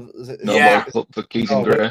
I can't find it. Anyway, I'll stop sharing because I can't find the bloody thing. But he doesn't care, though. Yeah, he doesn't care. Did you see Pep's celebration last night? He was going mental. Brilliant. Yeah, is that someone who doesn't care? It was Sonny Do, I reckon. I think he celebrated more than me in the damn stadium last night. He was doing that with hands up, celebrating. He was jumping in the air. He was shooting around. He doesn't care. Martin just does golf clubs. Big news. Martin will be doing a biking club next, Pat. New rule. Can you tell me where you got that from? And don't say Alan. Don't say Alan because he's not got it from someone at the club. I know where Alan's got it from. It's not somebody at the club.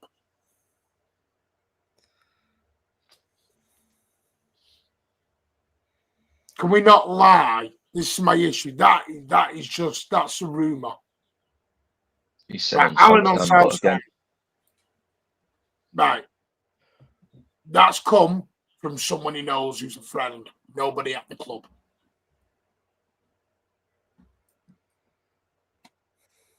Right, Martin Marsh, I know who that source is.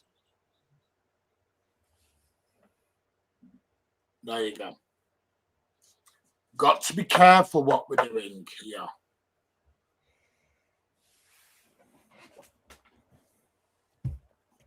We just got to be the thing. What we're doing here. We got to stop this. And then Graham Bailey, as a business, it is good practice to always. By the way, the club were doing reviews on managers last season when he signed his extension. Yeah. Well, just before he signed his extension, they'd done reviews. That's why Amorim's name came up. Well, that's the club will always do that.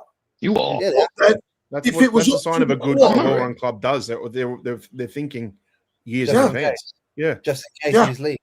Yeah. They watch players for 2 or 3 years before they sign them. Managers are the same. It would be Brass Company and Alonso, wouldn't it? Alonso probably scouting just doesn't apply to a player. I don't get where because all of a sudden the scouting managers and they're talking to agents and profiles, why that means he's 100% going. Because I'll tell you this, and Sammy Maccabell and Bajowski and all these have said this, if it was up to the club and Pep said I'll sign a 10-year contract, they'd lay him on the line and let him sign a 10-year contract. Yeah, they would. Well, Fergie United, he never extended more than about 3 years, every 3 years. Yeah. Well, that's a perfect example. Ferguson went 3 years, didn't win a title, and didn't get this disrespect. No. Jurgen Klopp got treated like a god on the way out from Liverpool. He didn't get disrespect. The most successful manager in Premier League in the last 10 to 15 years is being spoke about like utter garbage by some. In the fan base would respect that social media and the power now if Fergie was managing in today's climate with social media and he didn't win a couple of Premier Leagues, his name would be all over social media like Pep's is. Yeah, it's the era we're in now. Everyone's just slanting everyone now without any good actual debate. I think since the treble, we've done that with a lot of players. We did it with Edison. Yeah, We did it with Mahrez. We did Walker. it with Laporte, Kyle Walker. We're not we used to let people. Kanji. Kanji, yeah. We used to Gundogan. let KDB, Yaya, Zabaleta, Aguero, David Silva go out like legends that they are. Yeah. I don't get the anger and the desperation to get rid of these guys so much. But Martin, we were still winning at that time too. So that's what I'm. Is it that? Is it just as simple as we're not winning now? Even though, by the way, we're in a cup final, may I add? We're second in the league. In our two worst seasons under Pep, we've reached a cup final in each one. Martin, if we were set to win the league and KDB was on his last leg, people wouldn't be talking about KDB on his last leg. No. Nah, with respect, Ted, I feel like I see your argument, but at the end of the day, we've had everything our own way since Pep's been at the club. He's had one bad season at the start, which that wasn't his own team. And obviously, the last two seasons, we've had a blip. But because we've not, integrated the squad properly, we've not changed up. So now he's averaging a bad season about every 5 years. Sign me up. Sign me up. We have got to talk about this a bit. We talked about football for an hour and a half beforehand. We're talking about this because this is what's causing the confusion, mate. Yeah. We're trying to nip this in the bud so we can carry on for the next 5 months and just talk football. This is my point. People misunderstood me on South Stand the other day. I'm not saying you can't have a conversation, but on this channel, I don't want to dominate the next 5 months with pep talk. No.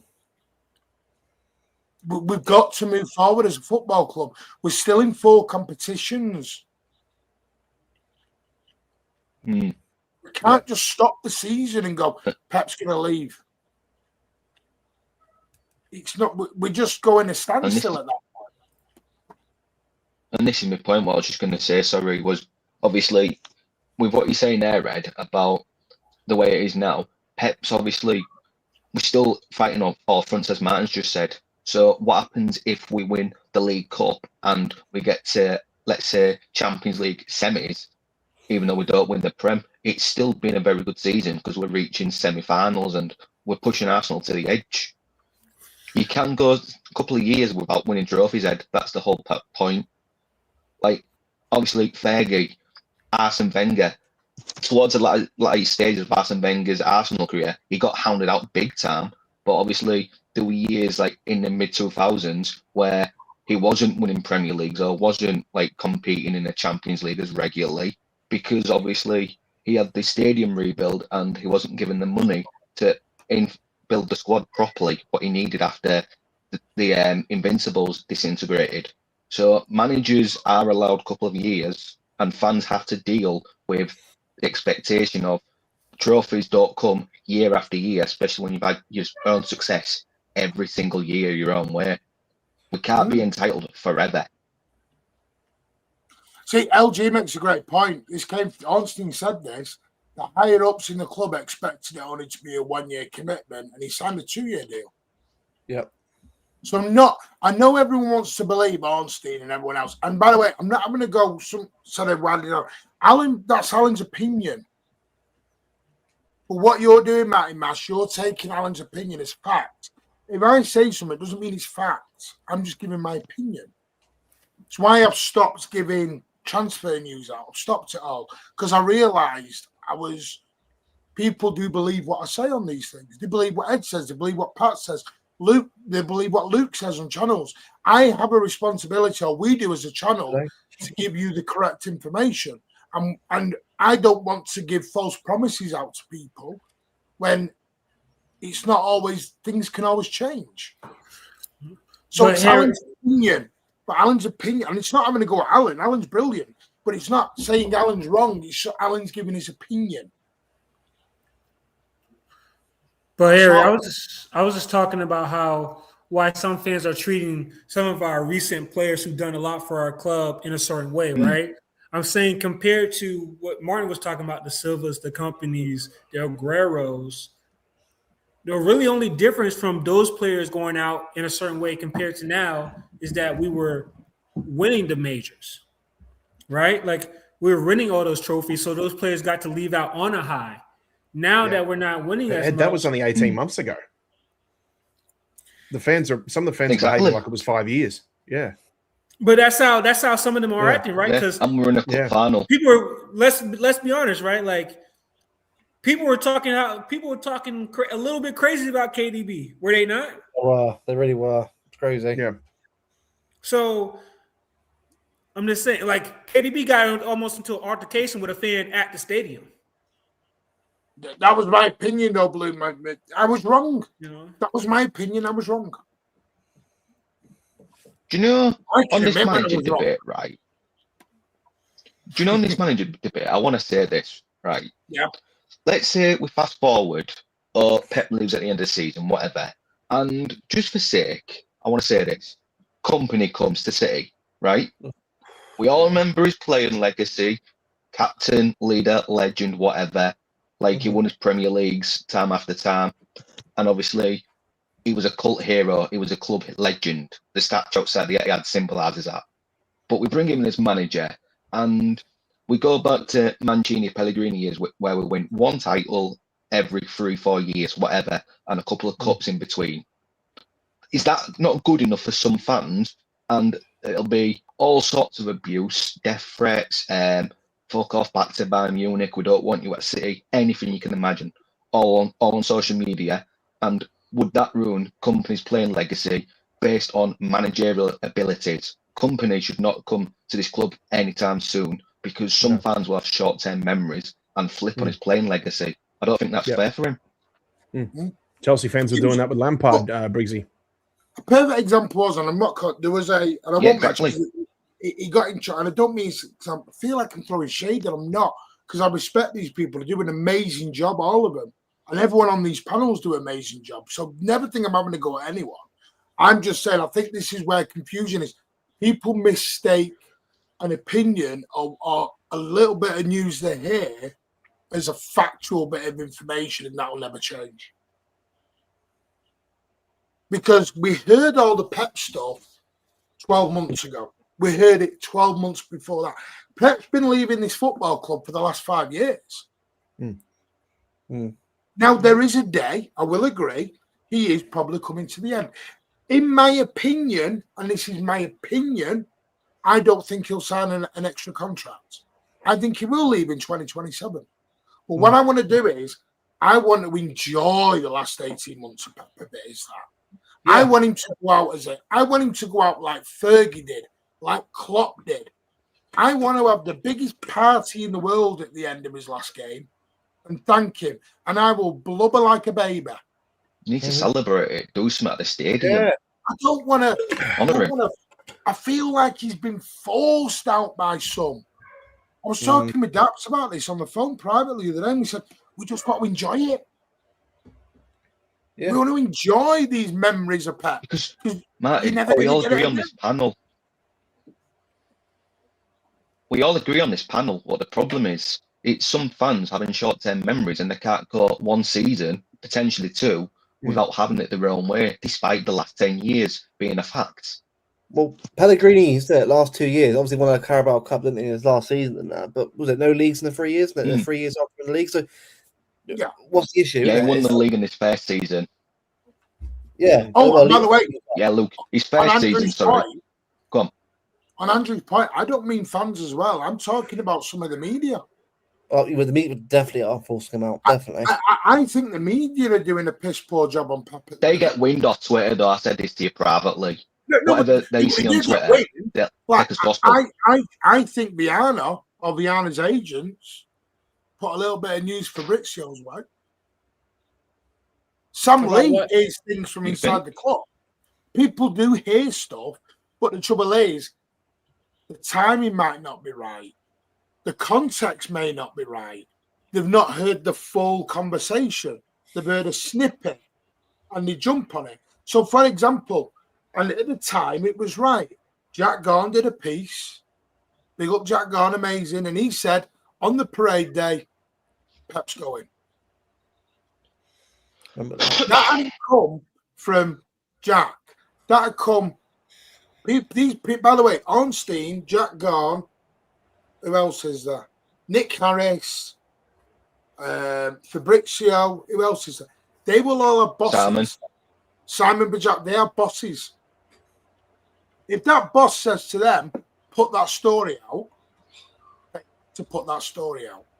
they can say, you know what? I don't think this is the right time. Their boss will say, put the story out. It's not always them. Especially if it's an international break. Yeah. Because it's usually a slow news week. Especially when it's a slow news week, yeah. And like Andrew said, it sells. So we've got another one. We've got another break coming up in March too. So expect some more BS coming our way.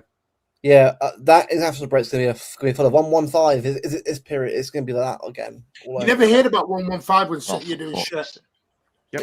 You're in a cup final, 115. On Sunday, if we win, guarantee you Monday morning 115 update. I'll tell you when it will come out. Also, 22nd of March. Yeah. 8 a.m. or 7 a.m. As we're all travelling to Wembley, there will be a story on 115. Yep. Yeah. Because it's cup final day. Bullshit. Yep. Bullshit. And they're innocent. And we win. Bullshit, Martin.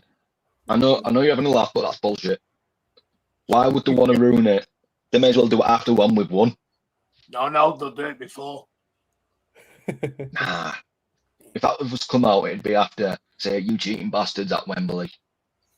Listen, I will cry like a bitch when Pep goes. I'm not going to lie. But you know what? Once Pep goes and we build a statue or we put it on, I will then back the new manager. Because, by the way, in the last 2 weeks, we've had Fabregas, the new manager, Alonso, the new manager, Maresca. Maresca's the new manager, Enrique, Company. Enrique's the new manager, Company's the new manager. Where's Cade? Cade knows them all. I'm just saying, that's all. And it's the same with players. Rodri out, Nico in, Diaz out, Kusher in. Just enjoy. We're getting to, there's still a major chunk of this season to go. And I get everyone's worried and they're panicking, but it's causing confusion and arguments. And we work together as fans when we are together. Not when we're splintered. I'm afraid, though, that's gone. That is gone because, like what we said before, was when the charges came out. Look at look how united we was. Like after the Villa game, when the charges came out, everybody was together. Everybody said, "Let's fuck the Prem. We've got this. Let's do our jobs on the pitch." Now, obviously, like we've said, it's war and conquer. The 115 galvanised the squad, mate. Yeah. See, look, Ed. You're being naughty now. Look at that. We've just added, by the way, we've added Ed officially into the Mancunian way today. We've officially added Ed into the Mancunian way today. You know what you're doing, Ed. Group chat, and the first thing he does is come in and go, "Who do you want on the list to replace Pep?" Sorry, Ed, but being an American, I think the last thing you should you need to replace him with a shithouser. Sorry, Ed, as an American, I think the last thing you should be talking about is lists right now, okay? Hey, we need to talk about the list. We need to talk about That's it. Thank you, mate. Thanks for watching. Yeah. See you on the Dawn Show. Like and subscribe on the way out. Thank you, everyone. Martin, when do you think we find out? Do you know what? I think if he does leave, this is again my opinion, LJ. I think if he does leave at the end, you'll find out when we're out of most competitions. When there's nothing to play for. While there's something to play for, I don't think it'll be made public. Yeah, you don't want that to be on the news, on everybody's talking point when you're trying to go after trophies, man. So yeah, no regard. That's where the club's different. The club will have to do. again, no. Why would he leave? He's had the 3 opportunities. He had the chance after the treble because that was the historic moment. He's had the 4-peat where he could have walked after doing United's achievement. And last season, he could have ignored the rebuild and said, "That's it, I'm done." So why now? That's the question we need to ask. Why now? Yeah.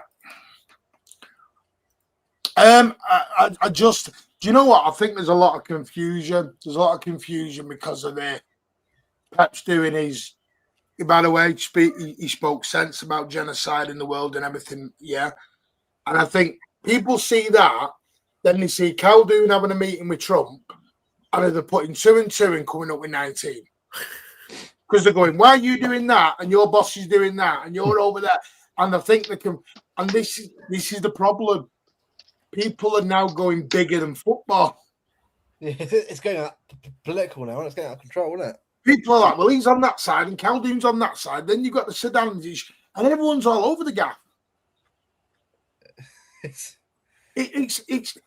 like earlier on. Maybe I shouldn't bring this up. I was watching something today on Talk Sport with a couple of boxers and Simon Jordan. Oh God! Ed's laughing because he knows exactly the one I mean. My God, it was a sports conversation, and it ended into World War III by the end. I mean, ask me the right questions, Martin. You better ask me the right questions. Yeah, you. I'm not being. Was it Deontay Wilder? Yeah, Deontay Wilder. It was like, where are we going in the world? It's a sports show. I didn't realize it was Jeremy Kyle or political. What? Everyone's gone everywhere. It's gone out of control now. It's gone crazy. It's football, lads, not political. I mean, there was bodyguards involved. Simon Jordan shit himself. It was. I'm like, it's meant to be about boxing. What are we doing? It is talk shite, yeah, Andrew. Sometimes that's for the ratings, though, Martin. Sometimes that's for the ratings, you know. The viewership. I think that's why. Do you think this is why there's so much confusion and distrust in sport and everyone in general? Because you don't know whether it's set up. Is everything WWE now? Is everything scripted as they go in and come out on that one? Well, especially now with all the betting stuff going on and all that other stuff, a lot of people feel like a lot of stuff is rigged now. This is why everyone's fighting, and you're always asking about that. Vince McMahon. Maybe it's just why never having a fight now. This is why I just love going to games. You go to games, cheer on, you go home. Have a drink. Now it's like over there, over here. If everyone had been in a pub, you'd be glassing each other over the head. Oh, he's crazy. Martin's asking why are fans fighting? Why are fans fighting? It's like someone will say to me, they'll come after us and go, "You and Alan have had a fallout." No, me and Alan are fine. The channel is fine with Alan. Alan just wants a break to do other stuff, and I've said he may come back. He's online. He's gone online. We've not said he's gone for good. Options He will just. No. But I know someone will go, "It was the gossip. It was the gossip." There is no gossip. We are friends. It's fine. Just come on. Craziness. What it is, I'll tell you, the thing with Alan is, Alan struggles in the mornings. He suits evening shows better. And the day and the night. Yeah. We still love Alan here. Day and night, Alan will always be part of the Mancunian way. He has been from day one. We're just saying. It's the way it is. AI is a big thing of it. Jesus, AI now. I saw a woman the other day get eaten by a great white. It looked so real. It was the biggest load of bollocks ever. But you're like, some people believe that. What are you searching on the internet if you get to bloody watching a video getting eaten by sharks? What's going on here? Jesus. Football shows AI. What's going on? I like a bit of scrolling Welcome and to just Lose finding After some random Dark. shit online, but I'm not I'm your actively host. searching. Like one of the funniest things I've ever seen AI do is a Karen mosh pit, and it's one of the funniest things I've ever seen. It's like literally a mosh pit at like a rock and roll concert, but every 5 or 10 seconds you hear like, "Where's the manager? Where's is this size sold out? Like refund the ticket." Oh, it's so funny. You ever want to watch it? Yeah. It's Karen Mosh Pit. It's so funny. I'm going to admit that. Blue Goat. Sorry, I forgot this. 33 months. Big up, mate. Thank you so much. I'm thin partiality. Lads about tapping up Tonali. But he's going. That was the real thing I said today. I said, if he's going, what's he doing having a chat with Tonali about? Yeah. Oh, he's off. What's he doing? Tapping him up for the next manager? I'll get you in for Maresca, mate. Because you're Italian. So, yeah, I mean, yeah. Now, Ed messaged me earlier. He went, I'm listening to Tonali, which one's that? I said, well, Pep's going, isn't it? Neither of them. Who's signing these players then? The club signings. so why is Pep doing a fucking interview in the middle of the pitch on Tonali then? He's like, you won't be here, will you? He's like, come play for me. I won't be here, but come play for me. I'm changing the name to Pep FC. No, when it comes to Newcastle, mate, all you gotta say is, hey, do you wanna go to Champions League tomorrow? Save it for tomorrow. Oh, Ed cooking on banners. We'll be there tomorrow. We'll be there. He's actually desperate for tomorrow. You know? We'll be seated. Right. I'm going to give you the predictions for tomorrow. These are our prediction leagues. I've gone for 2-2. You know, I know you're going to be upset with me. Wow. Okay. I've gone for Desmond. Do you know why? Because the last few weeks I've been wrong. So I'm hoping I'm wrong now. Pat's gone for 2-1. Ozzy's gone 2-1. Rich has gone for 3-2. And Ed's gone for 3-2. Ed, you are currently bottom. That was your booby prize for coming in late. So you've got about 10 points to catch up on. Wait. If I'm taking over Alan point total, wait a minute. If I'm taking over Alan point total. What was the game before? The game before Spurs? No, I didn't wait like that. No. Because I do my predictions. You're already starting to sound like you're already starting to sound like Alan. Wait, no. I do my predictions on the show. There's video evidence. Yeah, right? he is little. The game before Spurs, me and Rich had the same prediction. Okay, so I just want points from that prediction. Okay, I'm already at a handicap here. You know, I think I should qualify for that. What is the chat saying? Well, just to show where Ed has taken over. Ed is currently bottom on 11 points. Patty's on 18. Rich is now extended his lead to 25. That needs changing. It should be week 25. I'm at 23. So me and Rich are fighting it out at the moment. The other thing I want to show you all was this. I love the way they word this. World Choice Sports, thank you. Travel to the Carabao Cup final the stress-free way. It's only £130. That's so obviously a scam. Wait, is that a round trip? You know you can't go direct to Manchester. You can't go directly to Houston. You've got to go from Stockport. Yeah, the comments somebody about Piccadilly being closed on Cup final day as well. That's like the most obvious. Yeah, Piccadilly's closed for the Newcastle game. The other thing is, it's only £190 for first class. Oh, brilliant! That's brilliant! Wow. I like the way you put no traffic jams. Come on, Chad, back me up on this, man. Back me up on this. There's your home kit for next season. That's nice. That is now confirmed. Yeah. That is getting Here for it. This is going to be your away kit. Look at this. Oh, that looks sexy, man. Wait, do you know what I love? Have you seen the Manchester Bay? You seen the Manchester Bay? Yeah, I see the mosaic. I see the mosaic as well. That's incredible. Why is Haaland wearing the kit, by the way? Is he gone somewhere, apparently, according to the fans? Is he gone? But apparently, Haaland's not the front man of Manchester, sir. Yeah, whoops, Daisy. Don't worry, Jack Grealish will be back modelling kits. It's all right. What are you doing here? Yeah. So people are asking me about Haaland. That's why Haaland's on the meeting, guys. It's AI. If they make that away kit into a away kit into a polo shirt, I'm so here for it. Yeah, that's come from footy headlines. But generally, they are actually quite right. Cherky is in it. Real Mario, don't worry, he is in it as well. They've done that picture just for you, mate. When do we get the Man City Argentina like? Oh. That is sexy. Thank you very much, DC. I know it does. Sorry, did you mean the? Shouldn't I get the points added? I can see you, Ed, in the chat. What's he having here? The B is great. Don't be sneaky, Ed. Semenyo breast tomorrow. Tomorrow? No, it's not tomorrow. Tomorrow. Tomorrow. You're 48 hours early, mate. not even tomorrow for me. 3-1 for Crystal Palace, balls. You need to hold bench, Ed. Train Martin. hard. Martin, have you seen your moderator? Have you seen what he's putting in the chat? He's trying to steal someone's points. Oh. I see his game. Doesn't work like that. Say what I'll do. Pat, do you think we should give it him at the end? Depending on where he is. Depending where I am. Wait, what? Wait. He's off the league. No, we get that. Are they trying to Leicester me right now?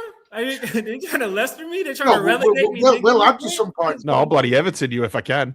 Yes, there is one with Foden as well. Could I make a suggestion as a neutral? Could I make a suggestion as a neutral? You can try. Give it the points. Give it the points, absolutely.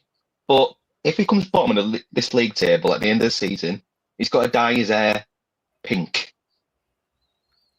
as a forfeit. Wait. We haven't agreed on that yet. We don't even know what the stipulations for that. I'll tell you what it is for Ed. No, me and Ed have got a side bet as well. Because he is my side piece, apparently. But Pause. What? I'm going over to America in 2027. Next year. Yeah. Me and Ed have a little bet. Is that in the hope that there's a preseason again? Whoever loses this bet is going to buy the drinks for that person all night. Right. Ooh. Are you going over in the hope that there's a preseason again? Oh, trip. Yeah, I thought so. Hey, Harry, drinks are expensive over here, mate. I'm going to get... spent £40 on a bottle in Norway. What's that? Paddy Bar. What's the bar called, Pat? What, the one we went to in Orlando? Yeah, the Orlando Supporters Group. Oh, I'd have to search it again. Something pub. Isn't it the Irish pub? Yeah, it's an Irish pub, yeah. Ed, can I ask you a question? Shaves their eyebrows. Ed, can I ask you a question? Shaves their Do you know the day you come to England? Martin wouldn't be able to recover from that. Would you try a blue Murphy's? Bluch, nice there. Say that again. It was Murphy's Pub Orlando. Right, thank you. Say that again, Briggs. Yeah, what's that about yeah. blue? So Ed, the day you come to watch a City game, yeah, would you try a blue hooch at the Etihad? What is that? I tried finding it last night and I couldn't find it. Nice. Where do they sell it? I think that's nice, Martin. It's not advertised anywhere in the stadium, but it's not. There's no blue. It doesn't seem to be in every part of the ground. It seems to be South Stand and maybe like I don't know. Am I blind then? Must be. You will after a few of them. No, but am I missing it? Have they mixed two drinks together to make it that? No, Colin. It's a can. It's in a can, mate. It's in a can. Right, so they're mixing it. They're not mixing it at all. Come on, even Luke's tried it. Yeah, it's nice. Good. I like where it. can you get it? Right, Luke, but I looked on and it's 8. I think I would like it to be fair. Hey, where I went to the Acai Bar. Right, okay. As you go round the corner, you go to is it like 252 and all that? I'll be Andrew. Yeah. I went there to the Acai Bar, couldn't find it. Went to the next bar. It was no advertising. Maybe I'm going blind. I don't know. Ask them. Say it's in the disco bar. Is that where it is? Well, no, because there was some where I was on Sunday. No, anywhere on the south stand. I was sat in near the south stand for that one, and there was some there. Fuck a lot of you. Martin, you can get it from B&M as well. £1.40 a can. You lot in the south stand and you put it in your place by the north stand. Bro, I've been north stand. Excuse me. Excuse me. We are the north stand. You can go to that new hospitality bar if you carry on. Oh, I found out the price of that, $2,700 for a match day. No, for the season ticket. Bit steep, innit? You don't pay per match. Anyway, before we end, we have got to talk about it. The empty seats. I mentioned it earlier. I know I joked about it, but where are we? Is it a problem at the minute? I blame the club more for any made it a problem. Local fans, mate. Like it's not me that in the day I've always said before. Like I go when I can, but reality is right is the ones that can go more consistently than I do that matter more. At the end of the day, right, I go to the games week in, week out, and without them fans, especially if the club goes through a difficult period, you them fans there. And the fact that they ain't done that much with prices as well, it's their own fault, the club. Really. Briggsy, I know you're very big on this. I know you're really passionate on this, but what do you think it is?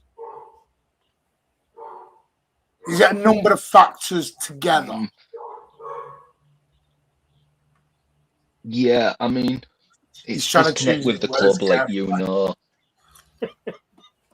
It's all these night fixtures we've got as well, and obviously, if you've seen MCFC lad Luke Stanley, he's getting a lot of grief on Twitter, but he's correct. What he's put, it's all the success. It's literally all the success. Pick and choosing your games.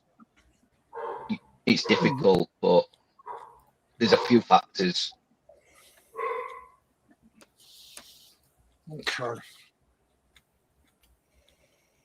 Well, Nick Jackson put a tweet out earlier. Is Nick in the chat? Is he still here? He was the I chat. haven't seen Nick for a while. Nick, if you're in the chat, just give us heads. I know you might be listening. Am I okay just to read one of your tweets from earlier? You probably know the one I mean, Briggs. Yeah, I've seen it as well. Look, it's put it in the public domain, so I'll read it anyway. It's there. It's got 5,000 views. Yeah. He said he had a set 2 with the stand manager last night in 015, acting like the Gestapo with fans. He had the easiest night ever in 01415 with no away fans to worry about, but he decided he wanted an argument, accused me of swearing at him. Once he realised I had enough witnesses, he backed off. Is this part of the problem? Because I've heard some of the issues are the that is right, yeah, the stewarding. Because by the way, I will say the stewards, not all the stewards are City fans. No. Have you got an issue with your camera again, Pat?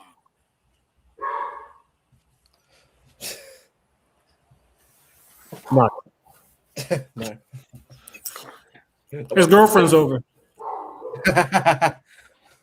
See, this is another factor you've got to consider, because obviously some are being told that they're getting treated like crap, like they're being sworn at, and obviously, like you know this, Martin, when you've got the European fans allowed to bring in flares, anything, firecrackers, whatever you want to say, and you can't even bring a bottle cap or your house key in without being searched. It's, some people call it double standards, like two-tier stewarding, but at the end of the day, you've got to be fair, haven't you, to everybody? Yeah, but I just, because mine, I said my nephews were at a meeting the other night on Tuesday at the club, and they were told that the reason there was so many empty seats at the Galatasaray game, and this was a club line, was it was a safety issue because of Galatasaray. Okay. Right. So they said, why was the 8,000 Galatasaray fans in the home end? But sort of safety issue, isn't it? Surely. Another thing that's come out, and I wasn't going to share this, have you seen City and Arsenal fans can buy tickets in the hospitality for the Carabao Cup final now before the tickets are even on sale? Yeah, I've seen that. Do you think it's that's just really a fair we're seeing it from a football point of view? Sorry, City point of view. Do you think this is just a football problem now? Generally, in England, yeah, it's the league problem. Yeah. Well, is it England? You have the same. Because the thing is, Ed, NFL in America, you charge. I was trying to. Well, America. I mean, I just, no, America's different from everybody else. I thought we were going to compare to Germany. You charge $300-$500 for a ticket over there anyway in some games. Oh, that's for a regular seat, mate. That's for a regular seat. Yeah. Is it just we're catching up to the rest of the world and we're so far behind we don't know how to deal with it? I don't know. I think in Germany, the prices are fair. Germany, then. Yeah, I think in Germany the Yeah, price. but a lot of them are fan-owned clubs. That's why it's part of the Bundesliga rule. Yeah. No. The 50+1 rule. We don't have that over there. Should we have it over there? Should we bring in fan ownership over there? Oh, it could be a good thing for the league, for a bit more variety. Should players drop wages? Because the thing is, I can't afford to pay Haaland's wages. YouTube doesn't pay that well. You'd have to trial it at like I'll get a lower loan league, off so that. like League 2. I don't know how much they charge. I don't know how much they charge in La Liga, but Pat, what did he charge for tickets in Australia? Oh, depends on the fixture. So, what did he charge? Well, tell you what, let's forget football. What did he charge Oasis in Australia? What was that? So what do you charge for NRL as well? Wait. And actually, hang on. No, if you went to an NRL like a rugby league game, you're probably for general admission, you're probably looking at around about. Wouldn't be more than about £25 for general admission. Maximum would be about 25 quid. AFL is probably a little bit more expensive, and rugby can get a bit expensive too. Like you're looking at upwards of like 50 to 80 quid, for general admission or something like that. Oasis, if you wanted the absolute bare bones cheap seats, you're probably looking at around about 60 quid. If you wanted something like an unobscured view, something around along the lines of like maybe 150 quid. And you talk about the in stadium security. I think yes, I've heard about some really bad run-ins in the UK, but I think the ones in Australia are worse. The ones in Australia are rent-a-cops. They really just get very militant about everything. A good point. I don't get that at all. The rules. I don't mind being searched on DC. It depends who's searching me. If it's a cute blonde, I'm like, hey, go love, search me. Man, just walk through the door. If it's a big burly man, I'm like, no thanks. Martin just walk through if it's a blonde and go straight to the bar and says, can I have a blue hooch, please? She'll get you a blue hooch, don't worry. To be searched. I would like a more intrusive search, please. No, it's the simple. I'm starting to believe, it's just my opinion again, although I'm going to start saying that a lot just so people are clear. I'm giving my opinion and I'm not dictating anyone. I just think England is a bit behind the rest of the world and we're now catching up and we don't know how to deal with it because it's new to us. And plus, y'all wages aren't as high as other areas. Our wages are pretty crap.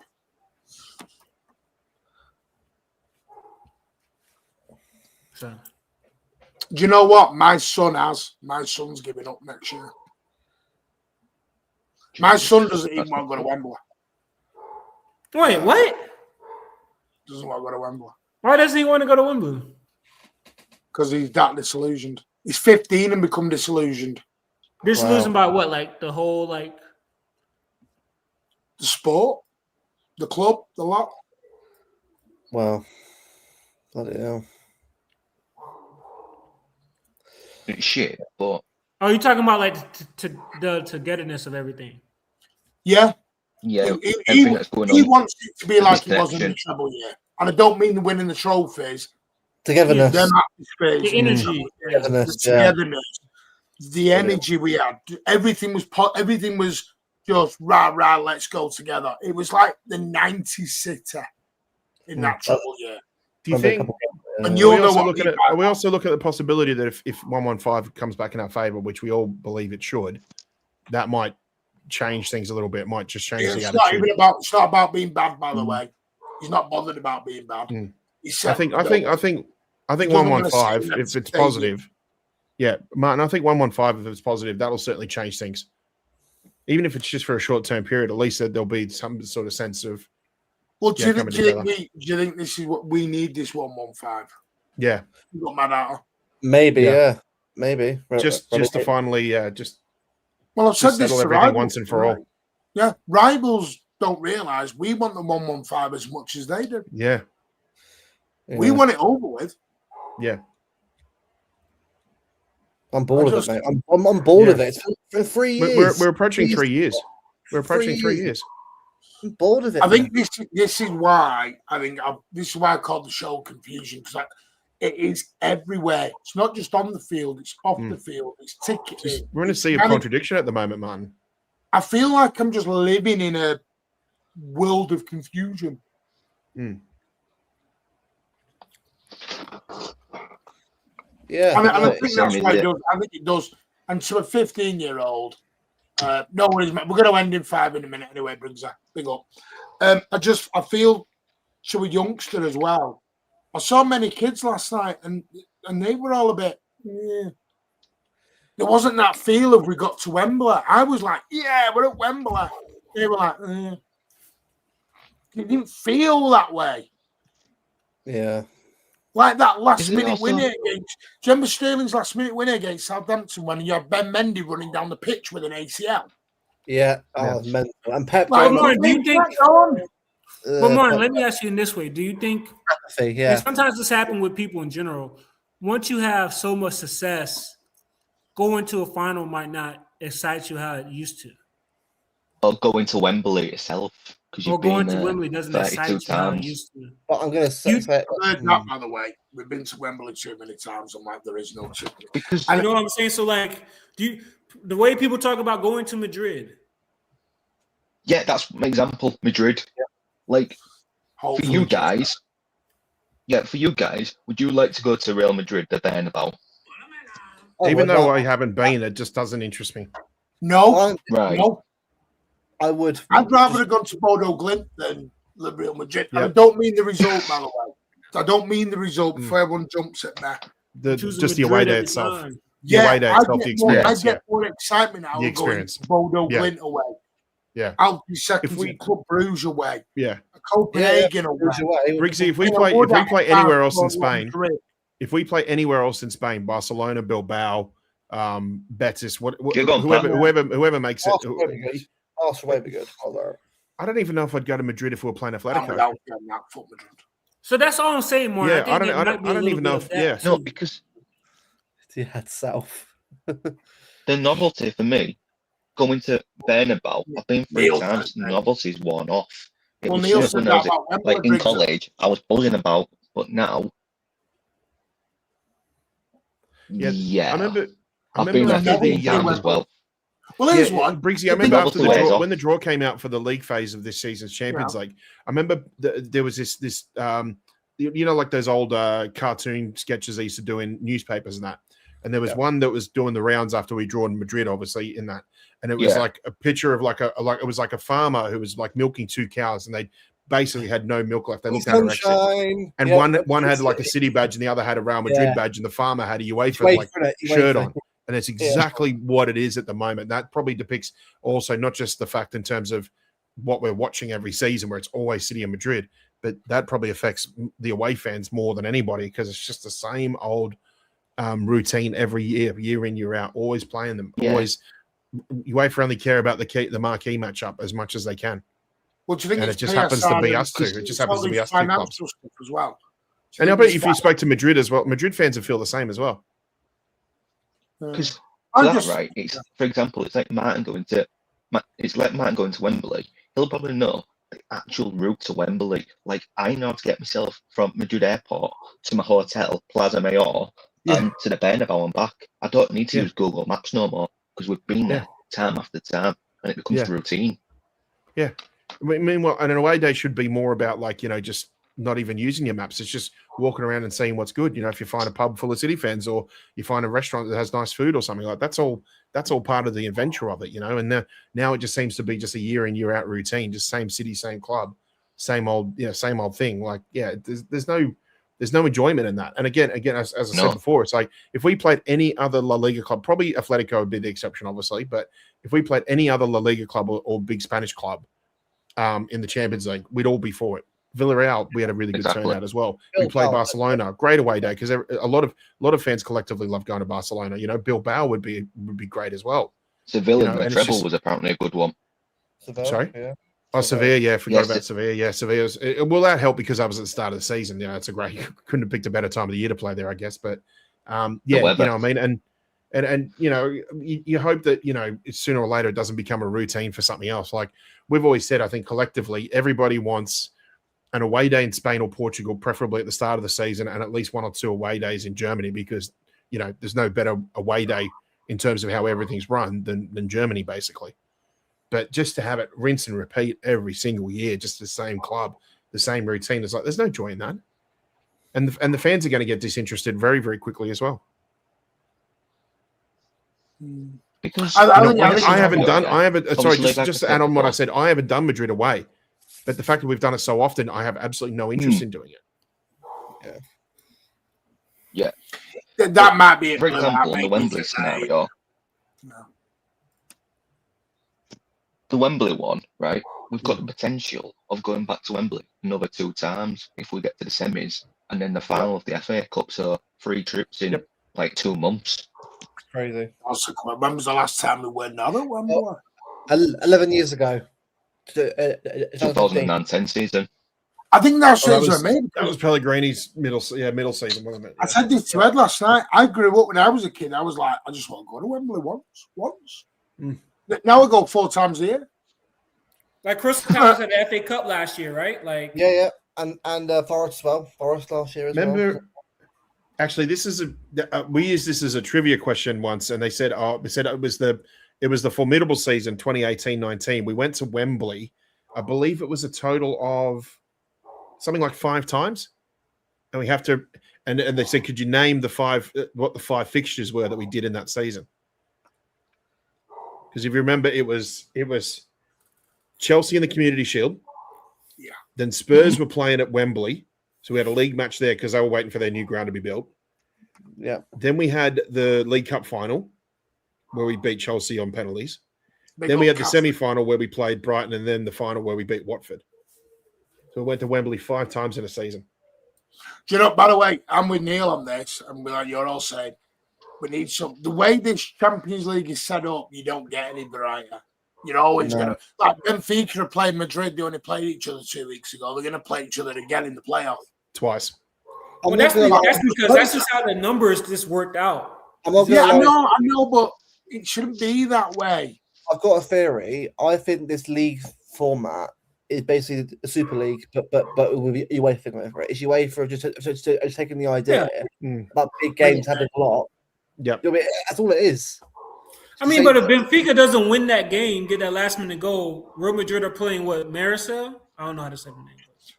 Anyway, right. We'll leave it there. Well, if Madrid got an equaliser, Ed, then we'd be playing Benfica. Do you know what I'm going to do one day? I think we'll do a show. I am going to do it. Maybe we'll just do it as a one-off. I know Big Steve's coming on the show in the channel in the next week or 2. No, next month. Big Steve's going to come on, and maybe we'll have a good chat about the good old days. Because I do think one of my biggest, I think these, as much as these brand new super stadiums look amazing, there's no soul in them. Old Blues reunion. There's no soul in them. The thing is, they're all high tech and they've got drones and they've got screens and it's great. But I'm sorry, I want the smell of cigs and pies and piss and all that and cheering. Not that I want to smell piss, but you know what I was about to say. Let's calm down with the piss. No, but an old-fashioned stadium. Light shows. I'm like, hey, ain't nothing wrong with a good light show now. Look at it this way. When we play lower league teams in the FA Cup, which tickets have the highest demand? The away days.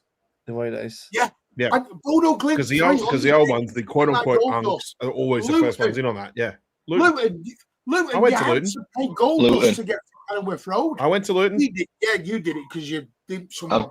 I've done Luton. No, because we're allowed. We get access to tickets. Excuse me, you dickhead. A favor for a favor. Yeah, and then I had someone slag me off. And then I had someone slag me off because I was Australian. Yeah, I had someone slag me off. Because I'm president of a supporters club. Joke's on you. It's Don't General get me Secretary. fucking tickets, do you? General Secretary. I will say, I'm sorry, do you have an address in Australia? Or are you just going to go under the alias of Rich Williams? You could make me one. I can't. They monitor addresses now. You're not allowed. It has to be an address. Your membership has to be fixed to an address in Australia. See? Kev Parker again, dictate. No, I'm joking. I'm joking. Anyway. He's off. Cancelled. I'm getting a cancelled. DM soon. Yeah, it's cancelled. You're blacklisted. You know what it was? There was a young No- girl. no blue I hooch for you, don't know who it mate. was. She stood in the middle of the pitch last night, singing Blue Moon on her own, loving it, and there's 7,000 Newcastle fans out singing her. Couldn't have get you drinking blue hooch, Pat. Yeah. Anyway, right, we're going to end. Big I ups tried to it. I haven't everyone. tried it, yeah. We weren't going for 3 hours. We've gone 3 hours. We've literally put the world to right. You know what? Really enjoyed that tonight. It's gone 3 hours. I don't even feel like it's been 3 hours. No, definitely not. I've enjoyed it, and I hope you have. I hope that felt a bit more like the Mancunian way for you all. We will. There is no show tomorrow. There is a show though on Through Black and White Eyes at 8 p.m. UK time, where Ed and me is going to put the world to right over on Baz's channel. Nope, spaces are finished, mate. They're done. I'm not doing them anymore. Anyone who follows me on Twitter will know there's been a couple of changes today. Ready for the move away. All the Mancunian way stuff has disappeared. See, none of you have even checked it, have you? I'm busy, mate. I'm busy. Go on Twitter now and have a look at Horse's Twitter. You'll see. DC, what did I do? I am. What did I do? No, On man, Twitter you and still got look. some faults on your Twitter. How many times have to Oh, have that digital right. cesspool? Wow. I'm in the middle of getting ready to do things, don't you, Anna? Who's Simon? Hey, Simon. Baz's channel will be fun, it will. Exactly. Simon City. Simon says. Simon says. Yeah, no, we're going to move away from Twitter. I don't enjoy it. I'm just going to DC, I didn't do anything. I'm going to use it just to get stuff for 10 minutes and then, but I don't enjoy spaces. I loved hosting them and then they got a bit silly. Yeah. Simon says dictator. Exactly. Big up. How you doing, Catch? Hope you're well, mate. Yeah, anyway, I'm going to go away. I'm away Friday night, Saturday night. So, yeah, I'm going to go and have a couple of days away, relaxing. Martin, are you guys doing something next week? Are we doing something next week for Oil Brothers? I guess we can talk about it off because I have a busy weekend next week. We'll see. Why do you all right, well, can always don't we? You have to be there every week. Is Simon going to run the space? No. Exactly, Ash. You're spot on. Anyway, thank you all. Thank you for Ed for joining us. Luke, not in my lifetime. Go and give them a lot of love. Big up. Briggsy, thank you for joining us. Pat, are you off again for another 6 weeks? Joke's on you because it's 7. No, I should be back. Yeah, I think post-match Liverpool. Yeah, should be fine for that. But yeah. Any update on Blues Down Under? Yeah, just play it by year. As I said, don't have the most favourable schedule with work at the moment because it is a bit late. But, we put a tariff on Blues Down Under. That's why they can't run right now. Oh, you lot and bloody tariffs. Look at you go. To be honest, you've been putting tariffs on us since the Bill Clinton days. Listen, like I said, Pat will be back in 6 weeks. Why is Harry off camera? Because he was doing something. I told you. You tell us privately, we'll deal with it. But yeah, it's just the way we're going to be at the moment. We're not trying to be. We just want to have a nice channel. Go back to the way it was. How many likes we on, Martin? Let's run up these likes. This should be a relief from just the chaos of social media. Yeah, we don't want to add to the chaos. We want this to be where you can come and debate, but debate in a sensible adult way. That's all we're asking for. Like I said, just think. We need to think deeper than just he shit and get out. We're on 173 likes, so big up to you all. Big up, you guys. You guys did a great job tonight. Chat was great tonight. We didn't have to deal with any knobheads tonight. Great chat. Thanks, Alan. We appreciate you guys always tuning in. You know, we all appreciate you, Luke, Pat, Martin, me, Harry, Governor. We all appreciate what the chat has been like for us, and we're going to continue onwards, and hopefully we can go over the finish line of some of these finals. Well said, Ed. Well said. These bloody Americans taking over play. everything. Yeah. It's in our nature. Fucking Americans taking over everywhere. Horse material. No, can Luke join the X-Men Mancunian good way? can Luke work. has his Yeah. own channel. A motel, mate. Luke has his- Luke is trying to run a business, guys. Let Luke do his own thing, and we'll be here. Yeah, For no. I'm happy coming on this channel a lot and talking to you guys, but I thought they meant other Luke. I thought they meant other Luke. No, it meant me. Oh, Luke is always what Luke. We're Oh, going yeah, to try. Luke is He's always- welcome on a Thursday. He knows in other channels. Me and Tone are going to get over there soon and do a combo Yeah. together. Yeah, that's going to say. So yeah. Bevo Anyway, over there big as up well. all. Great guy. Smash the Bevo. likes. We'll be back Sunday night with a post-match win, lose, or draw because we're going to do sensible post-matches. Could be a win. We're going to do it Sunday night. Yeah, Ozzy, get well soon, mate. You missed. Ozzy will be back once he gets over his. Get well, got the Ozzy. flu. He's got the flu, poor man. Yeah, and then Rich as well. So big up, Paul. Smash those likes. You are all legends in the chat. Thank you to everyone who's renewed membership. Blue Goat, Foggy with the 20 gifted, and then renewing himself. Linda, Johnny Lara, and then Stephen with the massive super chats, and Bevo with the 2 super chats as well. Legends, all of you. Thank you so much for everyone who has been involved. You are legends. This is your channel. Always will be. Take care. And as always, up the Blues. Take care.